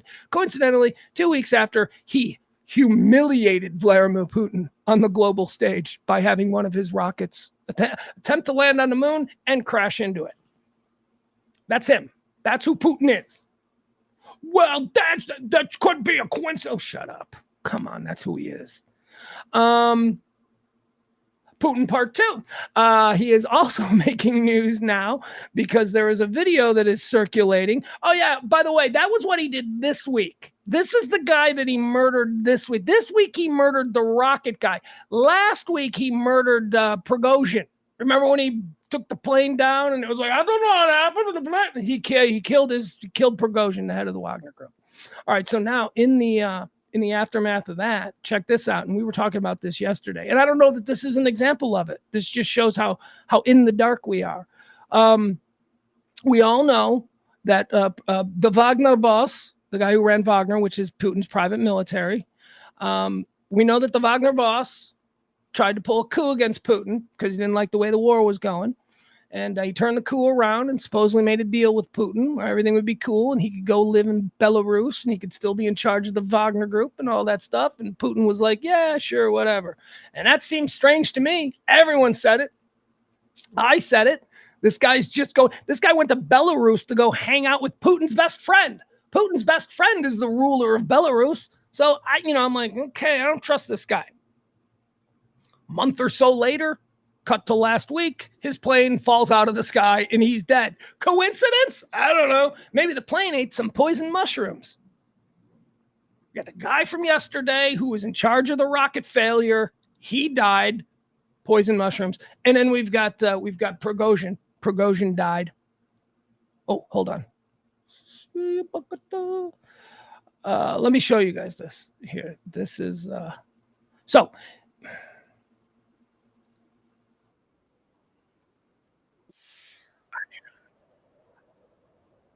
Oh my God. Damn, you're gonna make me listen to a commercial. Hold on a second. I want to show you this. I'll explain what's going on. Okay. So there's a video of Prigozhin that's out now claiming that it's not that. Here it is. Как у меня дела? Сейчас выходные, вторая половина августа 23-го года. The weekend, the second half of August, and I am in Africa. Нахожусь в Африке, поэтому любители обсуждения моей ликвидации, fans of discussing my elimination, intimidation, or whatever, earnings, intimate life. As a matter of fact, everything is fine. All right. So there you go. Okay, so that dude. That dude died, right? That dude died in a plane. We saw it. Now today there's a video out where he's claiming I'm not, and it's him. Is that a deep fake like we were talking about? I don't know. And for what purpose would that deep fake be out there? Because remember, there is some concern now within the Kremlin about the remnants of the Wagner Group and their new head. God, what's this guy's name? Anyway, he was like a serious disciple of Prigozhin. There is some real concern that the Wagner Group is now just going to finish what they started a couple of weeks later, and they're going to march on Moscow, and there's going to be blood in the streets. So you would think if you wanted to quell that a little bit, you might make a deep fake. And we know the Russians are involved in the deep fake stuff. And so the deep fake, or whatever that is, I don't know, maybe he is still alive. The claim is that there was a body double that there was a body double on the plane, and it wasn't actually Prigozhin. Now, these things have happened, it's the martyrdom symbol. He's alive and we must fight for, or whatever it is, I don't know. I'm very confused by this. I have to sit down and figure out, okay, who gains the most from this video being real? Or who gains the most from this video being believed, which is the other question. Whether it's real or not doesn't matter. Anyway, that's what's going on with our pal Putin. Keep carrying water for this guy. Come on. We're better Americans than that. Found money. Here's a crazy story. You guys aren't going to like this. I don't like this story. I don't like this story because it bugs me and it makes me think about who I am versus who I want to be versus who I think I am inside. It's called Found Money. Here's the situation. So there's this guy. Where did this take place? I'd like to know where it takes place. So a guy was walking out of a... All right, here's the headline. A man said he found a bag containing nearly $5,000 in a parking lot. He kept it, and 3 months later, he got charged with larceny. Dude found a bag in a parking lot, and there was $5,000 in the bag, and he just took it. He's like... So there's the first question, right? Okay, so walking through a parking lot, you find a bag with $5,000 in it. That's all the information you have. What are you going to do? You pick it up. I think if that's what it is, it's just a bag with like if it's a paper bag, like maybe I'm thinking now it's drug money, from some street dealer dropped it while riding his bike through the parking lot. I don't know. Yeah, I might keep that. But what if I told you that the parking lot in question was a bank and the bag had the markings of the bank all over it? Are you still taking it? Because this dummy took it. This dummy didn't realize. Okay, so he's exiting the bank and he sees a bank deposit bag on the ground filled with cash, and he picks it up while still on the property of the bank and puts it in his car. 3 months later, he gets charged. That changes the sort of calculus here, doesn't it?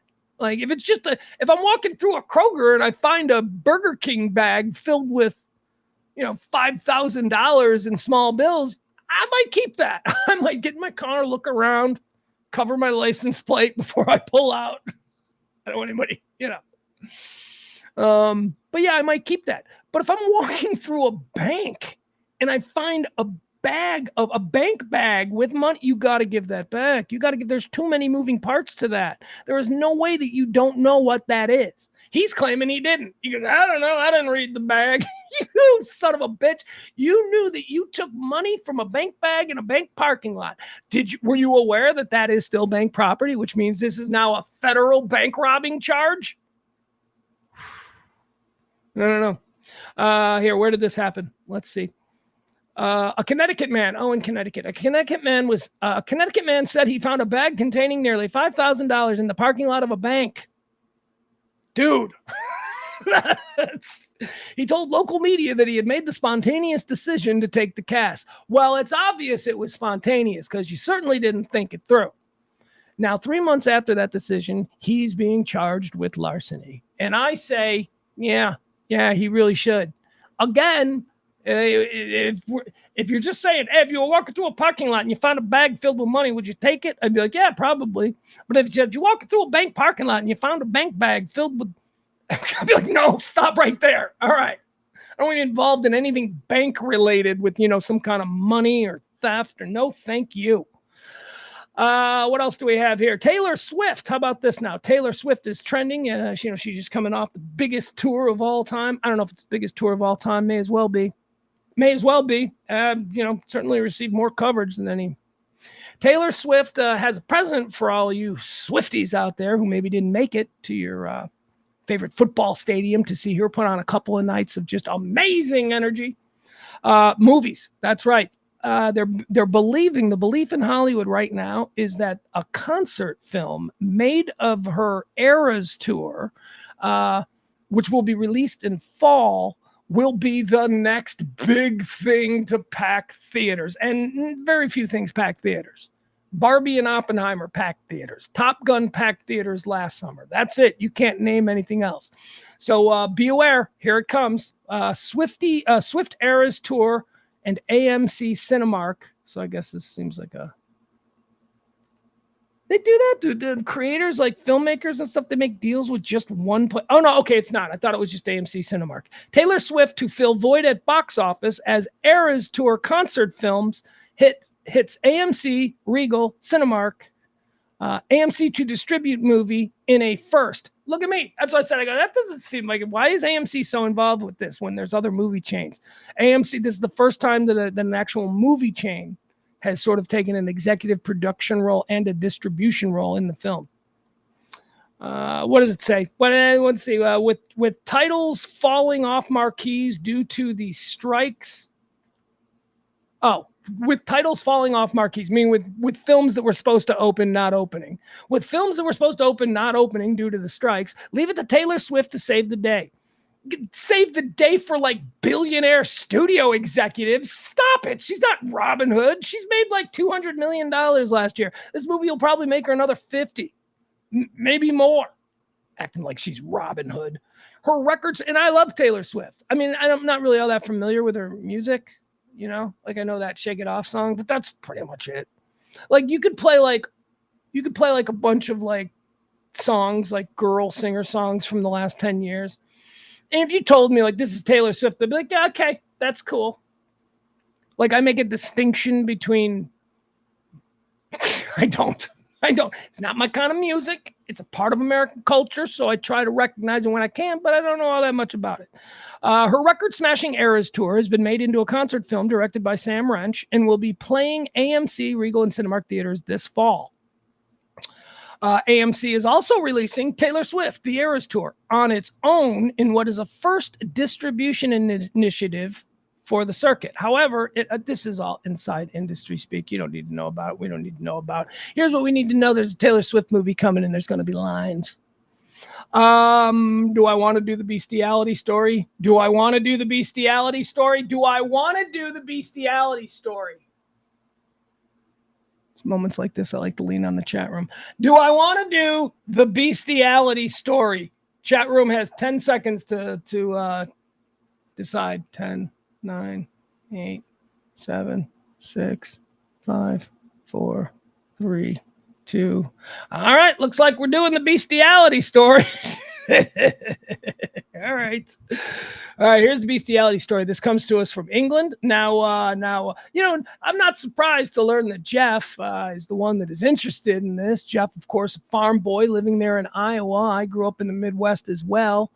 I would say from time to time, a story would come across our newspapers of some local guy out there in dairy country, maybe just across the Wisconsin-Illinois border, gets a little frisky with an animal. And so, you know, it's not all that crazy for me. But in England, aren't these people dignified? Now, this is not a shocking story for guys like Jeff and me. We've heard of this stuff.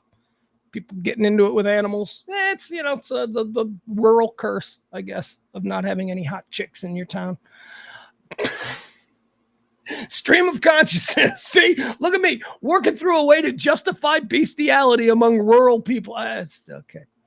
Liam Brown has pled guilty to one count of sexual penetration with a living animal as suspicious farmers caught the 25-year-old on their CCTV cameras. Okay, so basically, here's the thing. He works there. He works at this farm, this like big industrial farm there.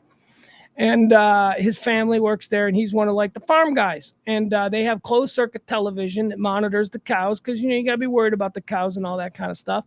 And they just happened to randomly, one of the farmers happened to randomly check the monitors. And what he saw was old Liam Brown, 25-year-old Liam Brown, going at it with one of the cows. He then alerted the other farmers, and they went out there and they got him. And they said, you got to stop doing that with that cow. They called the police. And now Liam Brown at 25 has got to change his name because I don't know how this is going to shake out. I don't know. Here's what Liam Brown has to do now.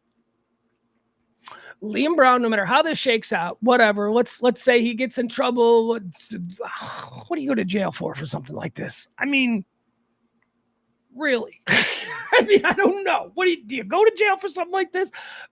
Your life is now a jail because they have publicized your name. And wherever it is that you're from, Liam Brown, everybody in town is going to know you as the cowbanger. From now, you got to change your name. You got to move. This isn't, you know what, Liam, This is an opportunity for you. This is an opportunity for you. Not all of us get the chance to just completely wipe the slate clean. I'm sure your family won't talk to you, so you can go out in the world and you can go and be anybody you want. You want to see this guy? Let's look at this guy. I want you to see this guy.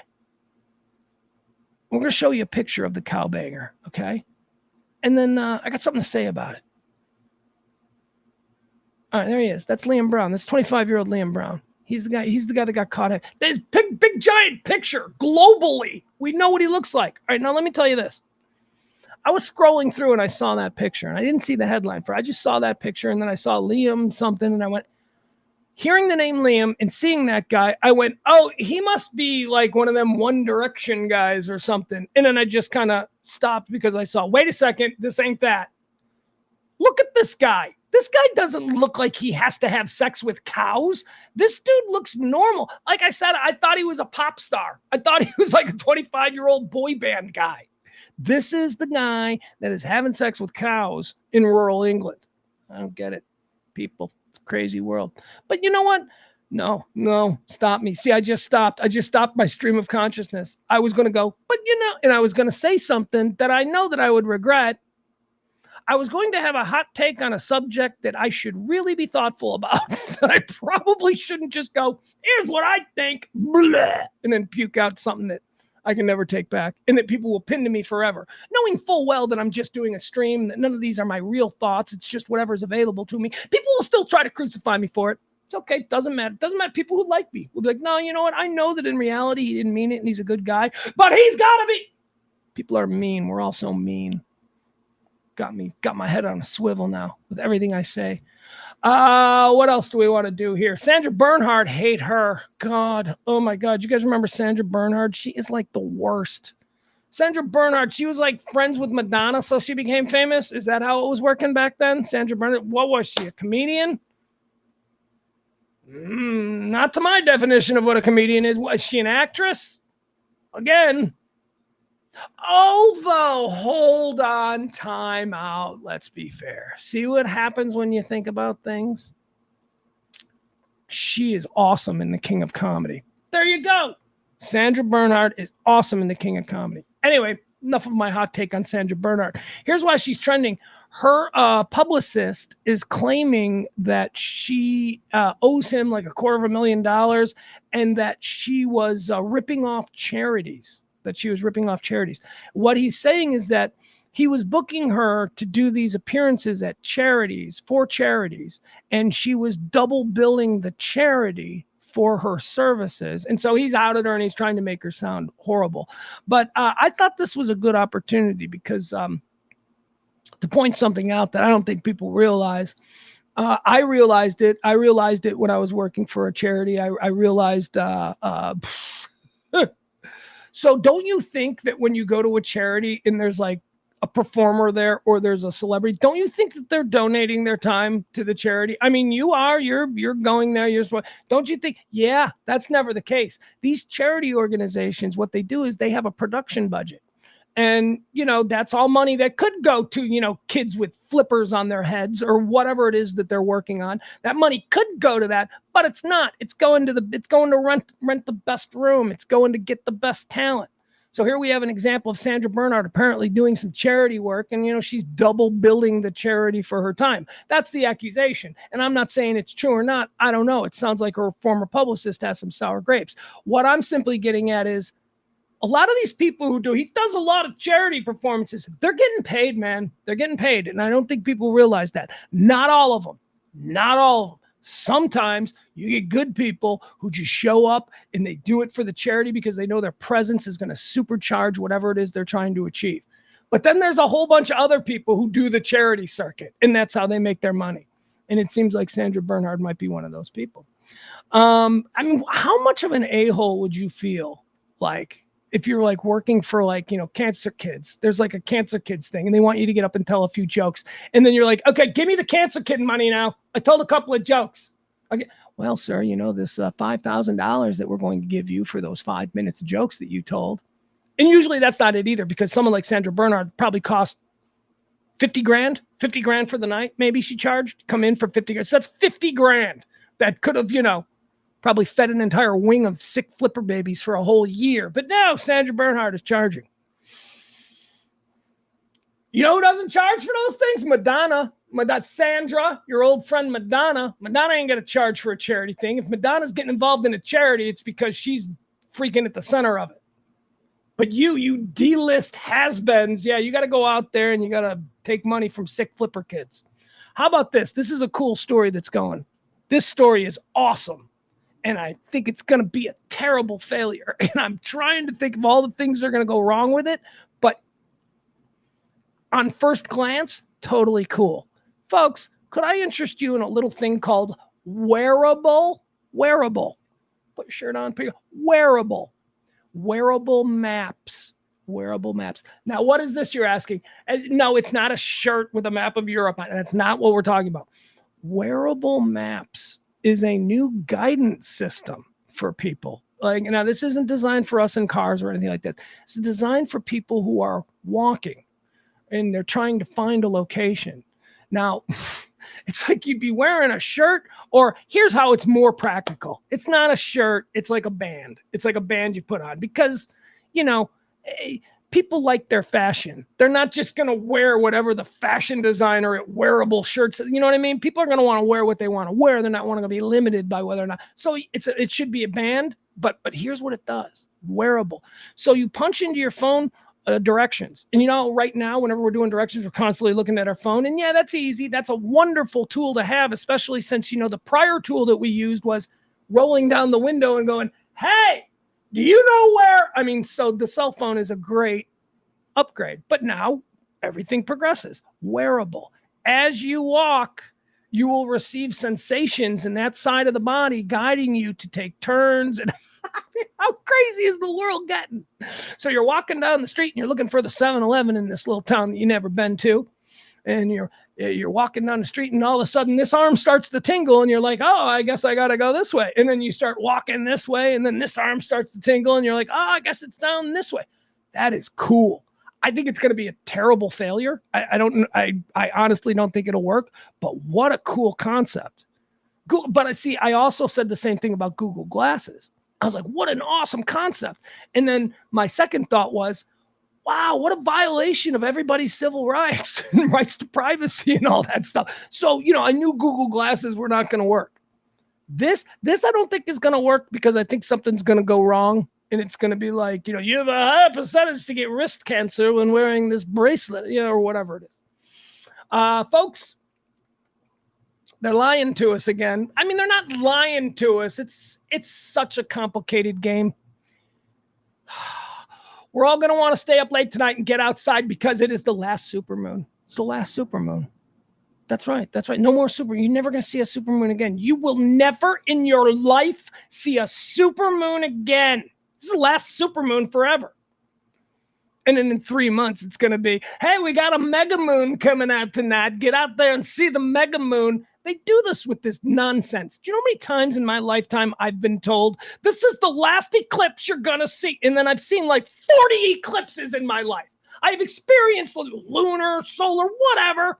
You're never going to see this again for 2,000 years. And then 6 months later? Ugh. So go ahead, lemmings. Get outside and stare at the last supermoon.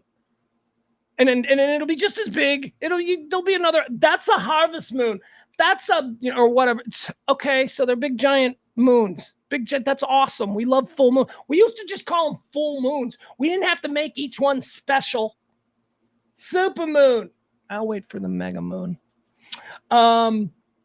And I'm a moon guy. You know, I'm a moon guy. I like the moon. You know, that's why I don't like the exploitation of the moon. The moon is beautiful on any night.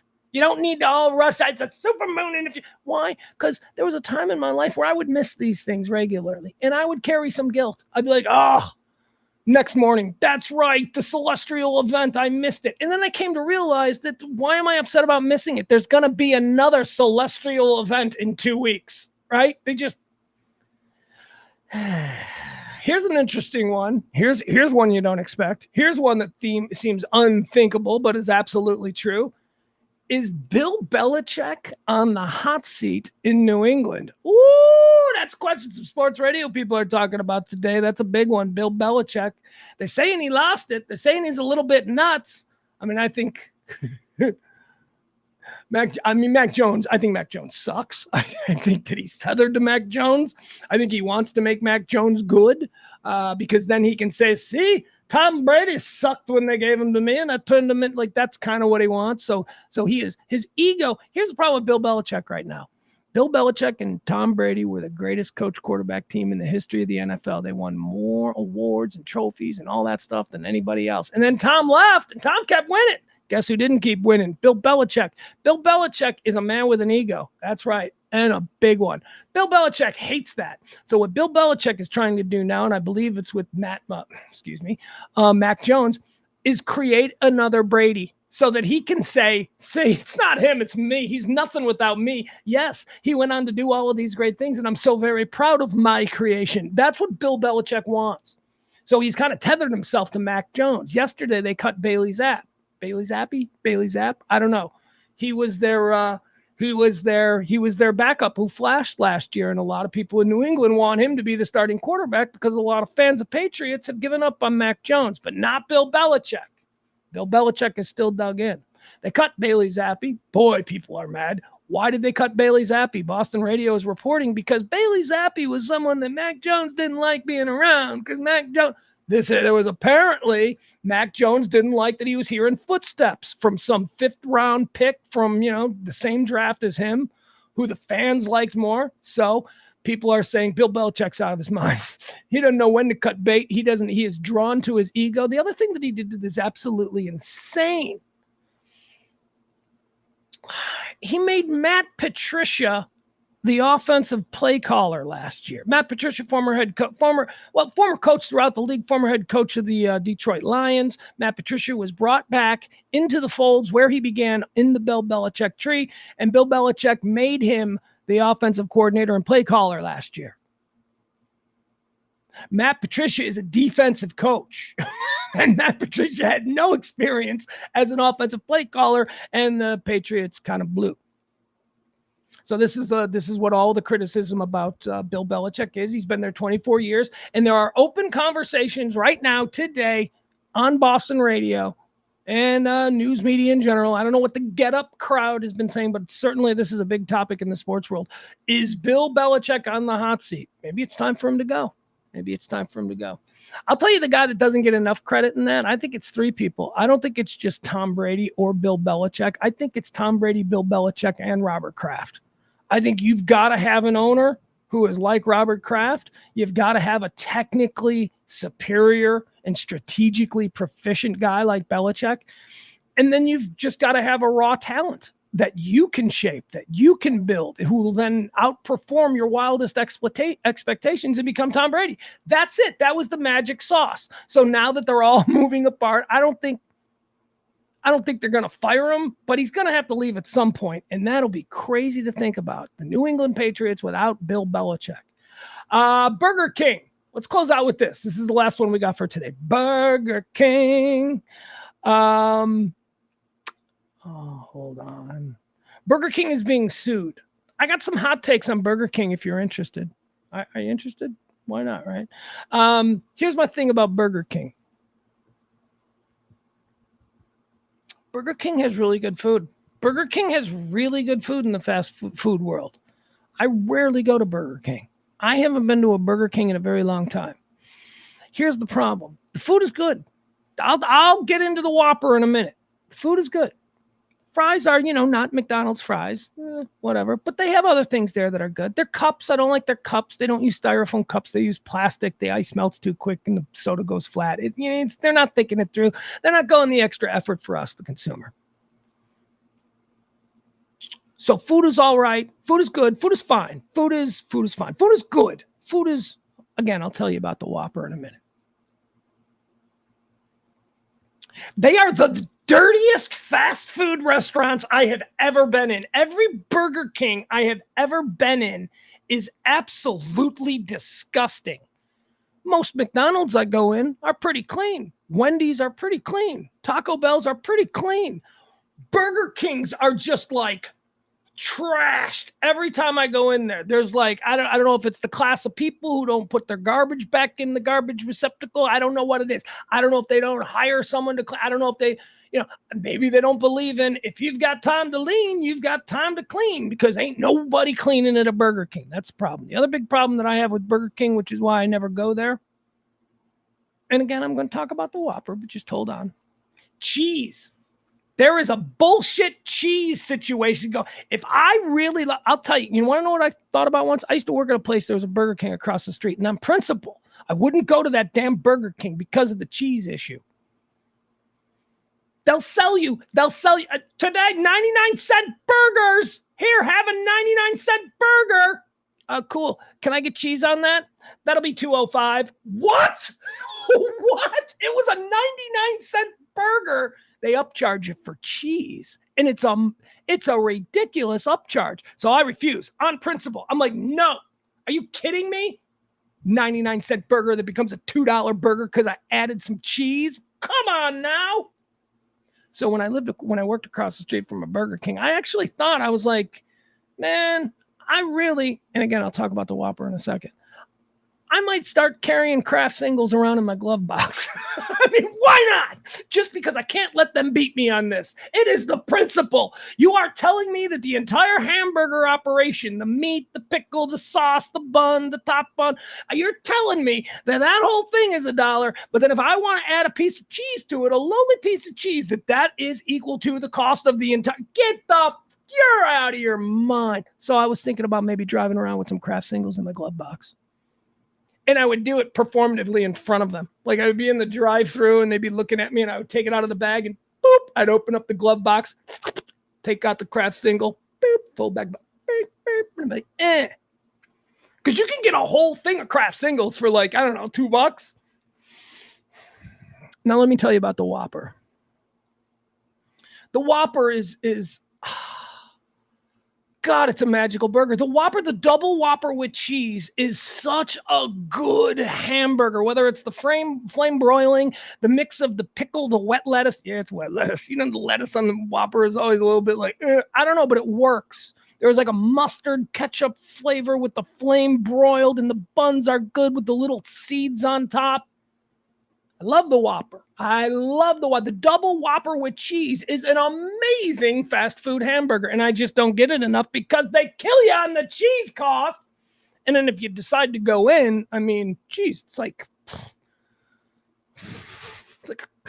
a Cambodian wet market when you walk into those things. I mean, it's really bad. So here's why Burger King is trending. Somebody's suing Burger King because they're making their Whoppers smaller. Yeah, that's right. I don't know. I haven't had a Whopper. Do you know what? I want a Whopper now. I really want a Whopper. God, a double Whopper with cheese would be so good right now. But yeah, apparently in this, so I have thought this because like I said, man, my whole life I liked the Whopper. When I was a little kid, I love the Big Mac. I think the Big Mac is the number one. Not because it's necessarily better, but just because it's so utilitarian. It's been such an important role in my life. There's always been a McDonald's within walking distance of my house. So the Big Mac is like the staple. But like right under that, I really do. I think that the Whopper, the double Whopper with cheese is right there. And over the course of my life, I have noticed that they seem smaller, but I always thought it was just because I was bigger. Right? Like I thought like a Whopper, if I got a Whopper when I was like 7 years old, it's like, oh my God, it's like this giant thing. And then, by the time I'm 30, the Whoppers are, one-handed. You can do it with one hand. And I'm just thinking, well, maybe that's just because my hand is bigger. But no, there is a whole lawsuit that is going on now that says that the Whopper that is advertised in Burger King advertisements, especially those displayed on the menu at stores, is a scam. That hamburger is not as big or is way bigger. It suggests to the consumer that they are getting far more Whopper than they think they are for their buck. I don't know, whatever. Is it a nuisance suit? Look, hey, some people are heroes. This guy is fighting the good fight. Let's hear it for him. Let's get to the bottom of this, because I always just assumed it was because I got bigger. It's not necessarily that Whoppers were getting smaller. I was just getting bigger. But let's see what you find out there, Quincy. Get on it. All right, that's going to do it, folks. We are done with today's show. I would certainly like to thank once again our executive producers of today's afternoon stream, Christina P. and April M. Once again, these two every month. Thank you so much. I love you guys that are just, you can count on them, because whether I feel comfortable admitting this or not, I see it and I go, oh man, thank God they did it again. You know what I mean? So thank you to Christina P and April M. You tipped this week, but also you've been tipping the whole time, and it's greatly appreciated. You folks have an opportunity to also produce a show. Every show needs to be produced. So if you'd like to help out the show, it is Big Push Week around here. Drop a little something in the Venmo, drop a little something in the Cash App. That's how we do it. All right. What do we have here? Okay, don't need that. I'm loving it. I don't know what. I was talking about Burger King. Now I got the McDonald's thing. That's advertising. See, McDonald's, they did a good job. I am talking about their competitor. And how do I tag it? With the McDonald's jingle that's stuck in my head.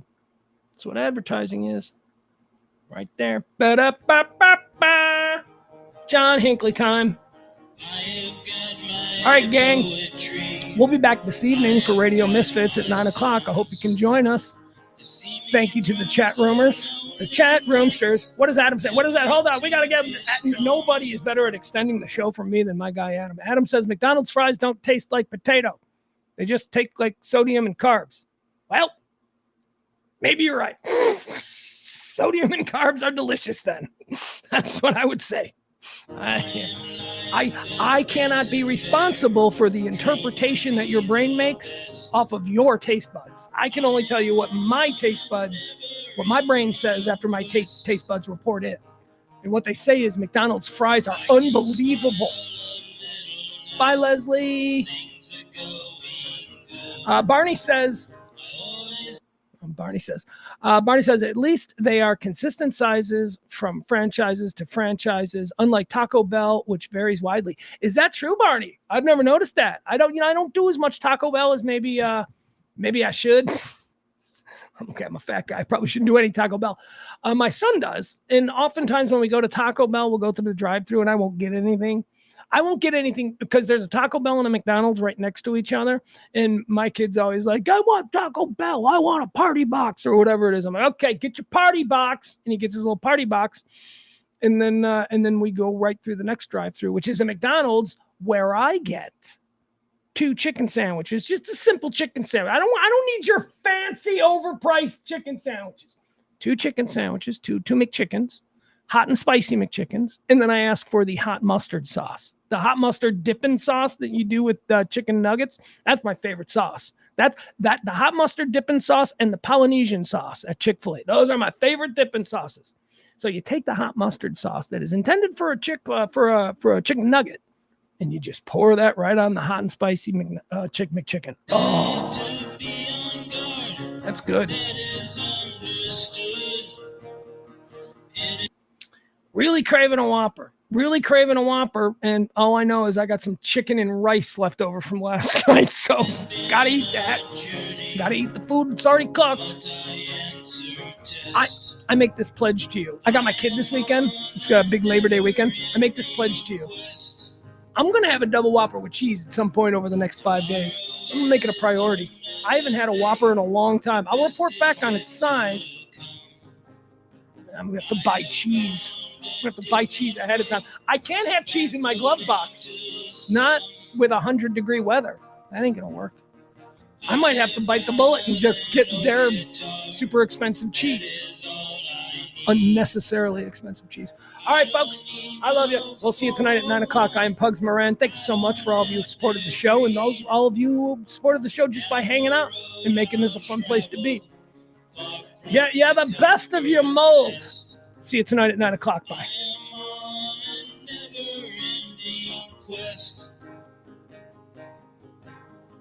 All right, hold on. I just got suckered back in.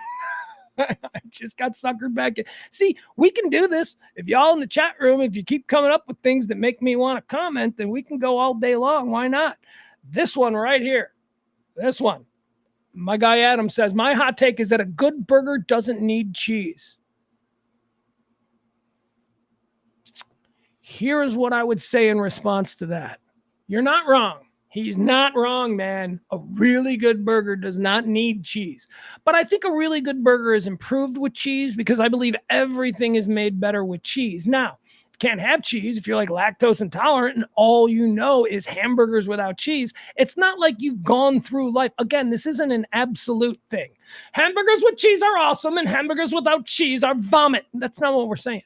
That's not what you're saying. I agree. I have had hamburgers without cheese that were delicious. Oh, you know what another good trick is? You go to McDonald's and you get 2 of their regular cheeseburgers and you just throw away one of the buns and you make a double cheeseburger and they're delicious. So good. The best is yet to come. I have found a different way, so baffling to some. I can smile a little now. All right, I got nothing else. See you tonight. Bye, guys. Oh, screwed up. See you tonight. Bye, guys. That is understood. Down the road I'll travel, far from the comfort nest. I am on a never-ending quest. I am on a never-ending quest. All right, hold on. Hold on. This is now we go. Now someone's speaking my language. Barney says, I've made a lot of mistakes in my life. Adding more cheese than the recipe's called for isn't one of them. Nope. It's never. Too much cheese is never a problem. Bye, everybody.